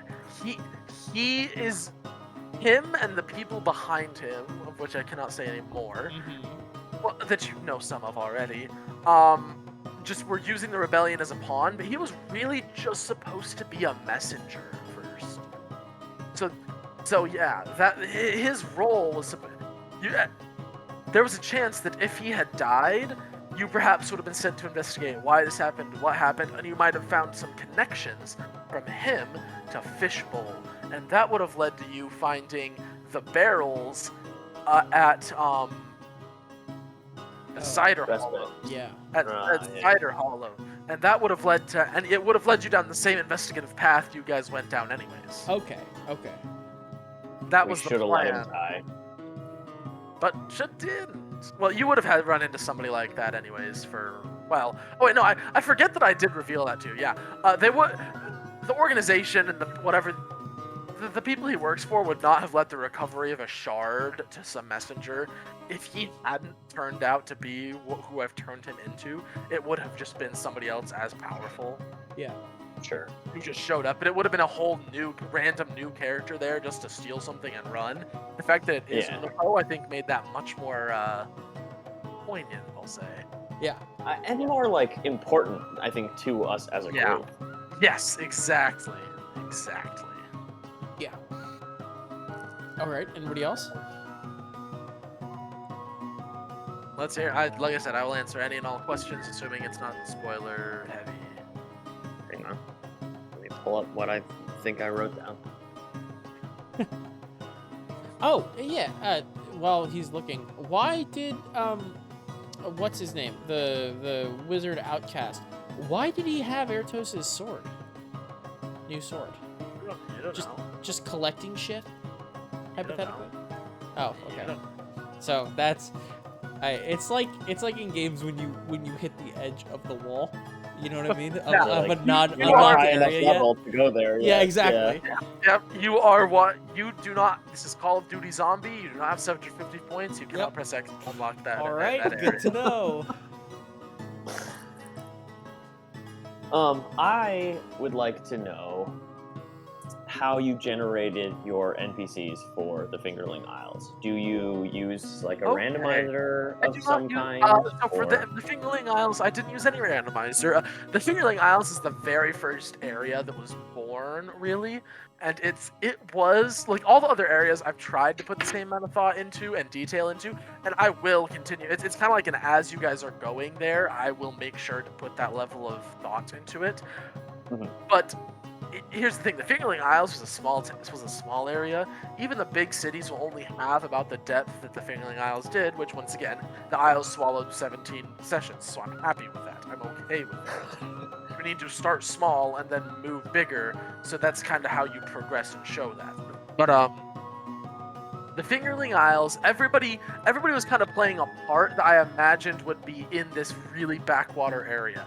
So, for example, because there is literally no shame in revealing this to you guys, the Isle Lord. The Isle Lord. I thought about it. Okay, what would get like, what kind of person would rule this outer, in a species that I've set up to be very power-mandering and gerrymandering, as like as always clawing for the whatever political and physical power they can get. What would drive someone to actually be out here? Well, they wouldn't want to be out here, so why would he be out here? His whole deal was he was in charge of the defenses at Guard Port at one time, completely in charge of all the military might in the city, and through some clever trickery of some Yuan Ti and lizard folk, a massive raid got let in and happened under his watch, and so he was banished here, which is A, why he's so cranky about being there and why he was such a dick, and B, why he had such a problem with lizard folk. That's why it got brought up a few different times. He blames them for his current situation and power failing. And so that's where I kind of came up with him. It was literally just one thing after another. Okay, well, he's a disgraced military veteran. Okay, where was he from? Where's the place that makes sense? Garport. Well, why would he leave Garport? He let a raid in. There's a big mine there. It's a very important area. The lizard folk, attack it a lot. Okay, cool. Well, how does that affect his relationship? And it was just a whole XYZ. Zunir Locklier was a favorite of mine. I've always wanted to. I've always liked the idea of having a character who's dangerous, but not quite for the reasons it seems. So I don't mean like having I think I got this off like an internet post somewhere, I think actually. But I don't mean like, oh, it's a wizard in a red robe, but they are a water wizard. I mean in the sense that like he's this big, massive, muscular guy. But the most dangerous thing about Locklier is his ability to sniff people out. Like he is truly a detective. He is a If you guys had stopped to talk about his backstory a little bit with him, you would have understood. This man is, under no circumstances, somebody to fuck about with in close combat. But his ultimate, the thing that makes him important in a world where, people are throwing around magic that makes martial might occasionally look like kittens, is his brain, his investigative mode, and that's what he was. Yeah, and so that's why he was here. And so once again, it just went into the deeper. I said, okay, I'll make him a Locklier. Yeah, I really like that. Okay. Well, why is he here in the middle of nowhere? Well, let's say they finally. I literally introduced an extra shard just because, like, ooh, that's perfect. They've only managed to capture one shard after all these years, and he's in the middle of nowhere to protect it. Okay. Well, what? And it was just once again that same XYZ of creating this character that I tried to make him maybe this didn't quite come across. I tried to make him as almost like that old school sheriff, like that kind of feeling to him. Yep. Not Doc Holliday. Who's the dude he ran with? The Wyatt Earp almost of like, is he a lawman? Yeah. Does he kind of have his own thing going on though that precedes his taking care of the law? Yeah. That's the kind of vibe I was going for with him. Lady Lydia, I can't talk too much about, but man, there is a very interesting backstory that could have been revealed, and especially had you, Ilya, tried to interact with her more, may have been revealed. Honestly, that's Or probably one of the happened. big things I regret. I kind of wish I did interact with her more because she did seem very friendly to me Yes. right off the bat. Whether that's a lie or not, I don't know. But she seemed very No. very it was- friendly I'll right off the say, bat, and I wish with- I would have interacted with With her some more. of your passive insights, I'll just say right now, you knew that was pretty genuine. She was genuinely interested in you and what you were doing and how it was, what you were in your backstory. There was genuine interest and kinship there. There is good news on that end though, and this I'm not saying this because there's information we could have gotten. She is someone that Ilya does surprisingly trust in quotation marks for most people, but Yeah. but compared to most people, she would genuinely trust her a little bit more than others. So I mean, depending on the situation, there's always the thought that I can contact whoever the fuck I want whenever I want, really. Yeah. That's true, yeah. Realistically speaking, I Sending's a can. hell of a drug. It is. So it's not like she's permanently gone forever at this point. We No, can always no, go yeah. back or talk to her or whatever, Back, but yeah. that There's is a one thing I regret. I wish I would have talked to her more because there is clearly information we could have gotten and Sure. more That's interaction. Also interesting that I then, especially as my character, went back and forth with Zunir for so much. I think I never even really thought of that, but in hindsight, as a character that you've tried to make as an old school wider sheriff type, and the stupid blabbermouth gambler outlaw going back and forth, seems like what's a funny funny? dynamic. You remember that conversation in the bathroom? Yeah. Have you ever seen Tombstone? Yes. Do you remember that scene where Johnny Ringo gets drunk and shows off in a bar, and him and Wyatt Earp have that whole weird, tense stare down? Yeah. Not Doc Holliday, Wyatt Earp specifically. There's two different stare downs that happen in that exact same scene. That is kind of what was going through my head. I'm like, huh.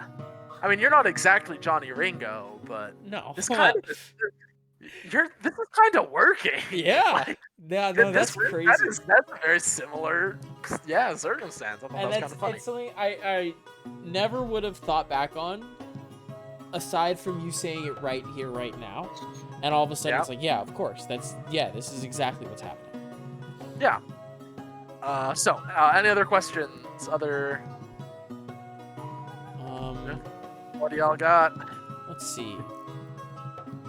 Well, I got a question. Not that you'll answer it. Well, okay. So, the rest of the fingers. We went to respite. Sure. Yeah, you did. What is? I mean, is it worth going to the rest of the fingers? I mean, obviously, it's worth to explore your entire world. But like, we missing much? There's one finger that had a little some stuff on it, but nothing to the depth that even respite had. All right. It would have been a little interesting. You guys could have gotten a little something cool, but other than that, it's. Oh. And Although that doesn't really, ironically, that also doesn't really matter now because the character I designed it for, poof. So. interesting. Yep. Also, not that you're going to be able to tell us, what the fuck is up with the teeth? No, I can't tell you that. I can't tell you that. It's worth a shot. Had to try. Yeah. I'm sure we'll find out one of these days. Probably. I mean, Alright. hopefully. Any other questions anybody's got? I'm sure that somebody has to have some other questions. Traveler, what's your favorite NPC to play? Yeah. Oh man, okay, I'm being honest with you right here, right now. I have an NPC that I'm dying for you to meet. I have no idea when, I have no idea if it will even happen. I do have one that I'm dying. I'm gonna Horde kill is- them as soon as we meet them. That's what's gonna end up happening because you just said that. Yeah. Sorry. I do like, ironically, Silver is one of my favorite characters that I've come up with as well, especially because I get to do my Italian, gangsta 1920s. My little, it's slightly Italian mobster voice. I get to sit here and talk like this. This is kind of fun for me. It's a really off from a lot of the backwood, because in the Isles there's a lot of backwoods drawls and southern accents and whatnot, and all kinds of this and that. So now that you're in a city, I get to, I did a not great French voice for that. Balls. What did I name my historian? I don't even remember now. I'll go back and look at my notes, or I'll watch the VOD. It's fine. Yeah, watch the VODs. I will watch the VOD and I will make sure I write that down because I would have sworn I did, but I'm just looking through my little notebook I keep on hand and I definitely did not. So yeah, that's fun. Yeah. Okay. He's one of my he's probably my favorite to voice. Just because if anybody's ever seen the Green Book, his voice, I did it off of Viggo Mortensen's character and that Tony the Lip. But yeah, so I really like just sitting here. As dumb as it sounds, I really like sitting here talking like this and chewing some scenery as a gangster. Real mobster type fella sitting there talking about how, that's unfortunate that you had to go saying that, buddy. Why would you? But I also do the sucking for the cigarette too, for that specific reason, just because I enjoy that so much. But man, my favorite character to play. So like my favorite character to role play, my favorite character to. Or that I've made. I guess those are two different questions. For now, roleplay, since we've Roleplay. Okay. yes. Of the characters we met that you played, who has been your favorite to play? Oh, it's got to be Horde. I just have so much fun with every time Horde. So every time I get to play Horde, I just get to have fun with it. I had a feeling you were gonna say Horde. Yeah. Not gonna Yeah. lie.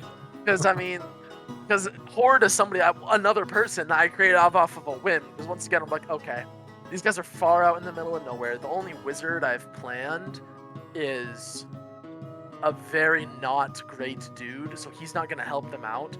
What is a way that I can introduce a little bit of magic, a little bit of ways for them to get upgrades to their weapons and items without making it seem like there's just some random wizard chilling here for no reason whatsoever? I thought it out and I was like, what if it's not a wizard? What if it's a sorcerer? He was born like this. And so I was toying with the idea of having it be like some country bumpkin who was like, go like way of the storm type of situation, struck by lightning, this and that. But then I thought more into it. I'm like, what if the Fingerling Isles, if you can't tell, is very much a place of outcasts. Mm-hmm. What's more outcast than a social goblin with dragon blood? And so yeah, that's how Horde came about. And I was like, well, how do I voice it? Do I want to do a little scratchy voice like this? Just here. No. And then ironically, I literally was on my first date with my now girlfriend, and she pointed out in the middle of this store we were in, this Stitch figure, and I said, oh, I can do a pretty good Stitch voice. She said, oh, let me hear it. And so I made her wait till we were out in the car because I'm self-conscious. And I started doing this, and it's a pretty good Stitch voice, I think. Family is forever. And she laughed, and she thought it was great, and I was like, huh. A kind of cutesy little goblin that's kind of dumb. But he somehow does this magic, even though he doesn't actually really understand it all the time. I like this, and so Horde came about. And then I thought, well, what do goblins do? They gold. They love gold. They love shinies. They're kind of hoarders. Horde. That works. And that's how it came about. Oof. Okay. That's awesome. Okay. I've got a few here. First of all, and this isn't going to be this. Obviously, you cannot go into detail on this, just due to the nature of the question. Are there any major hints that you've dropped about things, about anything, that have sailed over the group? So I know that there are some hints that you've dropped regarding certain characters, mine being one of them, to try to clue in the rest of the party about things that are going on. So I'm not necessarily referring to those. I'm talking about general otherworld stuff. Has there been anything that you've thrown out that we've just been like, ah-dee-da-dee-da, and just skipped right past it and not even noticed? is unless one of you is a lot more onto something than I was thinking you were. There's only one that I feel like has really gone over it. Yep, there's only the one that I feel like has gone over anybody's head. I can't speak for anyone else, but I don't think you need to be worried about us being more on than you think we are. I think we're all very off. Yeah. Probably. Yeah. No. I am glad because I was sitting here. I'm like, okay, I'm not making because everybody kept calling him Silver Lane, and I was waiting for somebody to go SL. Oh, okay, yeah. SLY. Yeah. And so that's why I finally had the dwarf just call him Silver Lane Yarrow. It's because I'm like, all right, I'm gonna have to paint it in broad strokes. Yeah, So There's it no- literally took until like the last fucking second for us Yep. to learn that. Yeah. And then Yeah. finally And- somebody threw it in there, and he's just like SLY, and I was like, oh, thank God. They just Literally got so huge of a plot point. As soon as you said Silver Lane Yarrow, I was like, no fucking way. No way. So I had to like Yeah. quickly type it out. And then I was like, do I type this out and send it to them? Or do I just try and bring it up in character? And I was like, nah, Airtos wouldn't figure that the fuck out. No. Aiden has to say something. The rest of us Yeah. might. Probably. Right. But I'm glad that you did say something because I feel like our characters aren't complete fucking idiots. No. But Yeah. I know me, We are. the player, I'm a fucking idiot. Oh yeah, alright? I'm a hopeless. Yeah, it's a mess. It's awful. It's fine. So sometimes you do need the little jab out of character, like, hey idiots, look at this. Hey, pay Okay. attention. Oh yeah, that was kind of my way of being like, all right, this is one last little. That was, I swear, I was sitting there. I'm like, listen, I was thinking, I'm like, man, it is gonna be hilarious. They're gonna go like deliver this letter, probably, maybe do some. I have a plenty to do in other parts of the world that they're headed to. I've got this. But once it gets out, because I was gonna have like semi-spoiler without a semi-spoiler. In some of the places you're going, Silver Lane Yarrow is still a name because he's the main crime person in Bukta. So it's a name you still would have heard. So I was sitting there, I'm like, man, I cannot wait to see these guys' faces when they make it halfway around the world, finally figure out this name and have to come all the way back. I thought that was going to be hilarious. Honestly, And then that I makes was me like, feel oh. better. I wouldn't I'll- be surprised if that. I was gonna sit there and I was like, all right, I'll give them one. I'll give them one last little dig to see if they can figure it out. That makes me feel better because I was feeling worried that leaving this place and not dealing with him as a person was the wrong choice. But if he's big enough that Well, once again, he is the the dwarf did give you a little bit of information. The reason why he's like a big guy necessarily is because it's a very magical place. Magical things go missing a lot, and when they are needed, or somebody wants to buy them from overseas, guess who has to ship and or smuggle them out of Bukata? Silver Lane Yarrow. So that's why he's known. He's not necessarily known as in like he's the big bad crime boss of this entire world. He's known as like the guy for trafficked magical items, essentially. So it would have been as simple as, where'd you get that? Well, there's a guy in Bukata called Silver Lane Yarrow who can get you some pretty good shit, type of thing. right.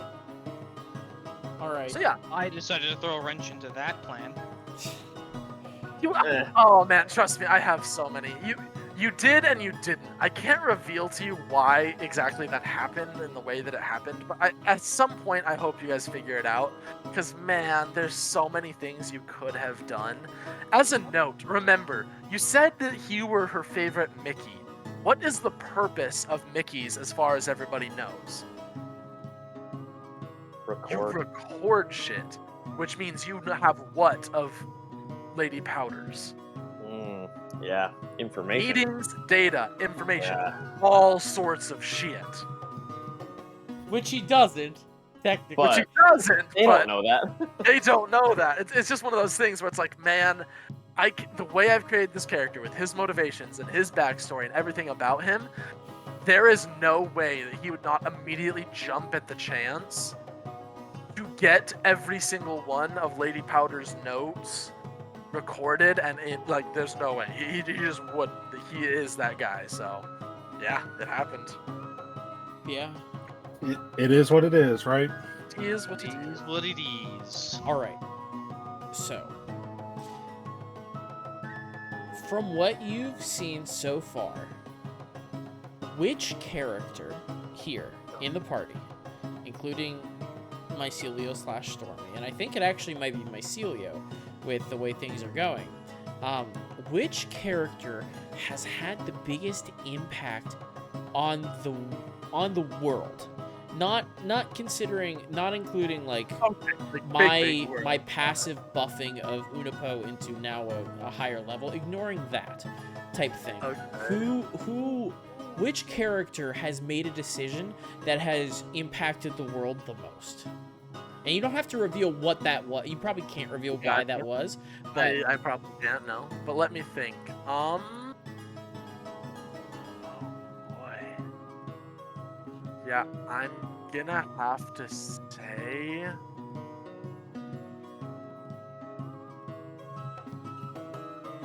Yeah, inadvertently, Celio leaving.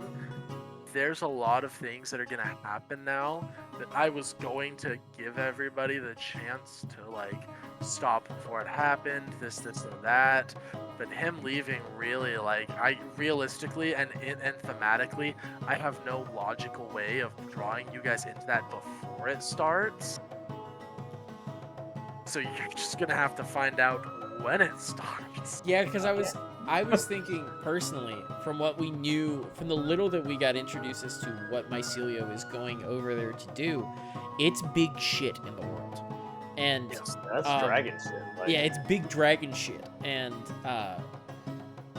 yeah, no, I was expecting an answer similar to that. Yeah, wow. Either that, or if we're not counting everything that happened with Unipo, I'm actually gonna say Mickey and just the group overall deciding to give Powder that spell book. oh. Really? I mean, I'm not that surprised, right? Because it's a Fucking spellbook. It's a fucking yeah, spell makes book. sense. Lord knows what he has on it, but yeah, wow. And Lord knows what she can do with it. Yeah. Yeah. Yep. And we don't even know. Again, we are so jaded in thinking that she's helpful, but I mean, no Oh, one. God. Yeah, it's a mess. Wow. You're the best. Yeah. Okay. There. Propaganda bot 3000. A little bit, yeah. All right. So, other questions? Let's Does hear it. anybody have any other? All right, we asked who your favorite NPC to play is. Who's your favorite PC to play with? Yeah, I was gonna say I didn't want to ask who's your favorite player, who's your favorite character, like player, character, not player. Let me put But- it this way: what player, character. All of you have aspects that I am waiting to see, and I want to see how you handle certain things. But I am going to say. Oh, I was asking totally as a joke, but you. Okay. Oh, I was just gonna say for PCs, for what I have lined up, because you said the most I have fun with. So the funnest one I have, I think, is going to be Mickey. The most traumatizing, as in fun as in me getting to mess with people's emotions, is going to be either Ilya's or probably Varen. Yeah, that makes sense. Yeah. Yeah. Airtos, yours is gonna be interesting. I just don't. It It's can right in go that middle one of ground a of- few- Yes. Like It it's will not be fun. too Yes. traumatic, but it might. Exactly. It I'm might not not yours. be great. Yours is going to be like, I think yours is. I almost want to say, depending on exactly how things work out, yours is either going to be really wholesome or actually kind of fucked up. Yeah, that's where I've been feeling too. Where I'm like, That it's is- gonna that's- go. Yep. It's gonna be one or two things, and I And don't know all which. and let me put it this way: I cannot. I can't say too much without spoiling it, but it all depends on the order in which you go places and the order in which you get things done, and what you specifically as a character, Airtos, do to cause certain things to happen. Oh, I'm being Jesus. I'm being as vague as I can. So much pressure. It's not though. It really isn't. It's just play the game and it will happen how it happens. Well, and I think that's why I like that's the fun part of the pressure is like it's it's not that I can't perform badly in this. It's just I'm Yeah. gonna do what I'm gonna do, and maybe that'll be good, or it'll be terrible. Yep. Wow. This is I'm gonna be honest. I'm so sad that we didn't also get to go through all this same stuff with Glenn here. Next time we have one of these sit down things, maybe an update in 20 Yeah. or 30 sessions. Jeez, 20 or 30 sessions. What the fuck? We could I do these also every think once it's in a worth- while. Yeah, definitely. I would be 100% down if you guys, when we have people free. Maybe it wouldn't be everybody. Maybe it would just be a few of us, 3 of us, or 2. Yeah. 2 or 3 of us. But yeah, definitely, we should do these more talking about stuff. Yes. I And agree. to the viewers, because there will be people. I swear to God, there will be people watching this stuff. Sure. Sure. If you Viewers, have hypothetical. questions that you want us to answer, obviously put them in the like ask them in the comments of the VODs, because I will definitely read every comment because I am self-conscious about everything. But you have time. Oh, no. even if I didn't have time, you don't understand. I have problems. Yeah, that's fair. No. But also ask them here on this video, and I can't guarantee we'll get to all of them, but yeah, Come on, definitely. Drew. Give them your personal phone number and email, and that way you can read them all. And then I'll Yeah. just give you my actual address, and you can And just social stop security by. number, Yep. credit So, card, yeah. yeah. 3 funny digits. Mo- 3 funny Mother's digits on the maiden name back. and everything. Yeah. Yeah. Street you lived on as a kid, name of your first pet. Yeah. Firstborn son, Favorite VIN number teacher. of your car. Yeah. Everything. VIN number of Yeah. I think that's it for tonight, though. Hey, Traveler, did you? Yes. Well, actually, I get to say it this time. Yeah, Hey, you're the one did running every- this show. Did you guys have fun? No, Yeah? it's terrible. No, Bad that's job, terrible. Drew. That's- Shit. Well, it was fun while it lasted. That was the last time we're doing that, I guess. A good 20 sessions in, and we're like, well, Well, calling it quits. That's it. It's Yeah. your fault. It is Remember- my fault. Remember all that future stuff we talked about? Gone. Yep. It's all Not gone. happening. Yep, forever. forever. Awesome. Awesome. No, had a great time. It was Yeah, I fun. had a good time It was talking fun. to you guys. Great. Yeah. Great. Okay. Yeah, and I think we're all good for next session, hopefully. And that'll be the first stream session. Yeah. Oh my god. I am so self-conscious, but what I have planned is gonna work so great. Also, I don't know. That's terrifying to hear. Yeah, that Traveler's is like, haha. absolutely horrifying. With what we're trying to do, that's terrifying to hear. First stream session, I kill you all. Yeah, time for the TPK. Real funny. Oh, I'm not no. planning on that. Oh, Planning. Oh man. Well, let me put it this way. Uh-huh. If you all want a TPK, just walk up to the door of the flesh surgeon and kick it down. I can No, thank you. guarantee you that will You got happen. it. We're doing it. You know, when the group decides to do that, I think Ilias is going to leave the party for a little bit. Yeah, Fair Gonna enough. go on a little vacation first. Jay knows I'm a just little saying. bit about mages. Bad idea. Yep. Bad I'm just idea. saying. That's why I always say shouldn't, because there's always a chance. Right, you might want to. Yeah. I mean, to be fair, if you want to get real technical, both the plant island and the mass easily could have become TPKs if they had gone the wrong way. Okay, Like, actually, very far the actually, wrong way. one more question, just for my own fucking salvation here. Was it possible to kill that fucking island? Yeah, it was. Was it really fucking hard to do so? Was it reasonably possible? I mean, it depends on how well you rolled with those Yeah. ballistic. Let me put it this way: you can get on that island and try to fuck up the heart, essentially, of what that thing was. But even double dashing, you have what was it, like 600 feet to cover, Yeah. and you'll be taking all those heavy attacks each turn. Yeah. So the bud is fragile, yes, but getting within range would have been tricky. So, guys, what Travelers just told us is that is a optional boss that we should wait until we're level 20 to deal with. Yeah, Let's fight it! and just fucking kill it. Nah, just Yep. level 10. We can do it at level 10. It's fine. All right, guys, it's finally time to kill demigod Unipo.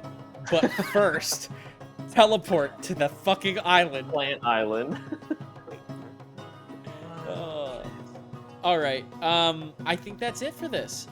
Awesome. I'm going to stop the recording there, and I am excited to do these in the future. Awesome. We did it. Yep. Yep. And done.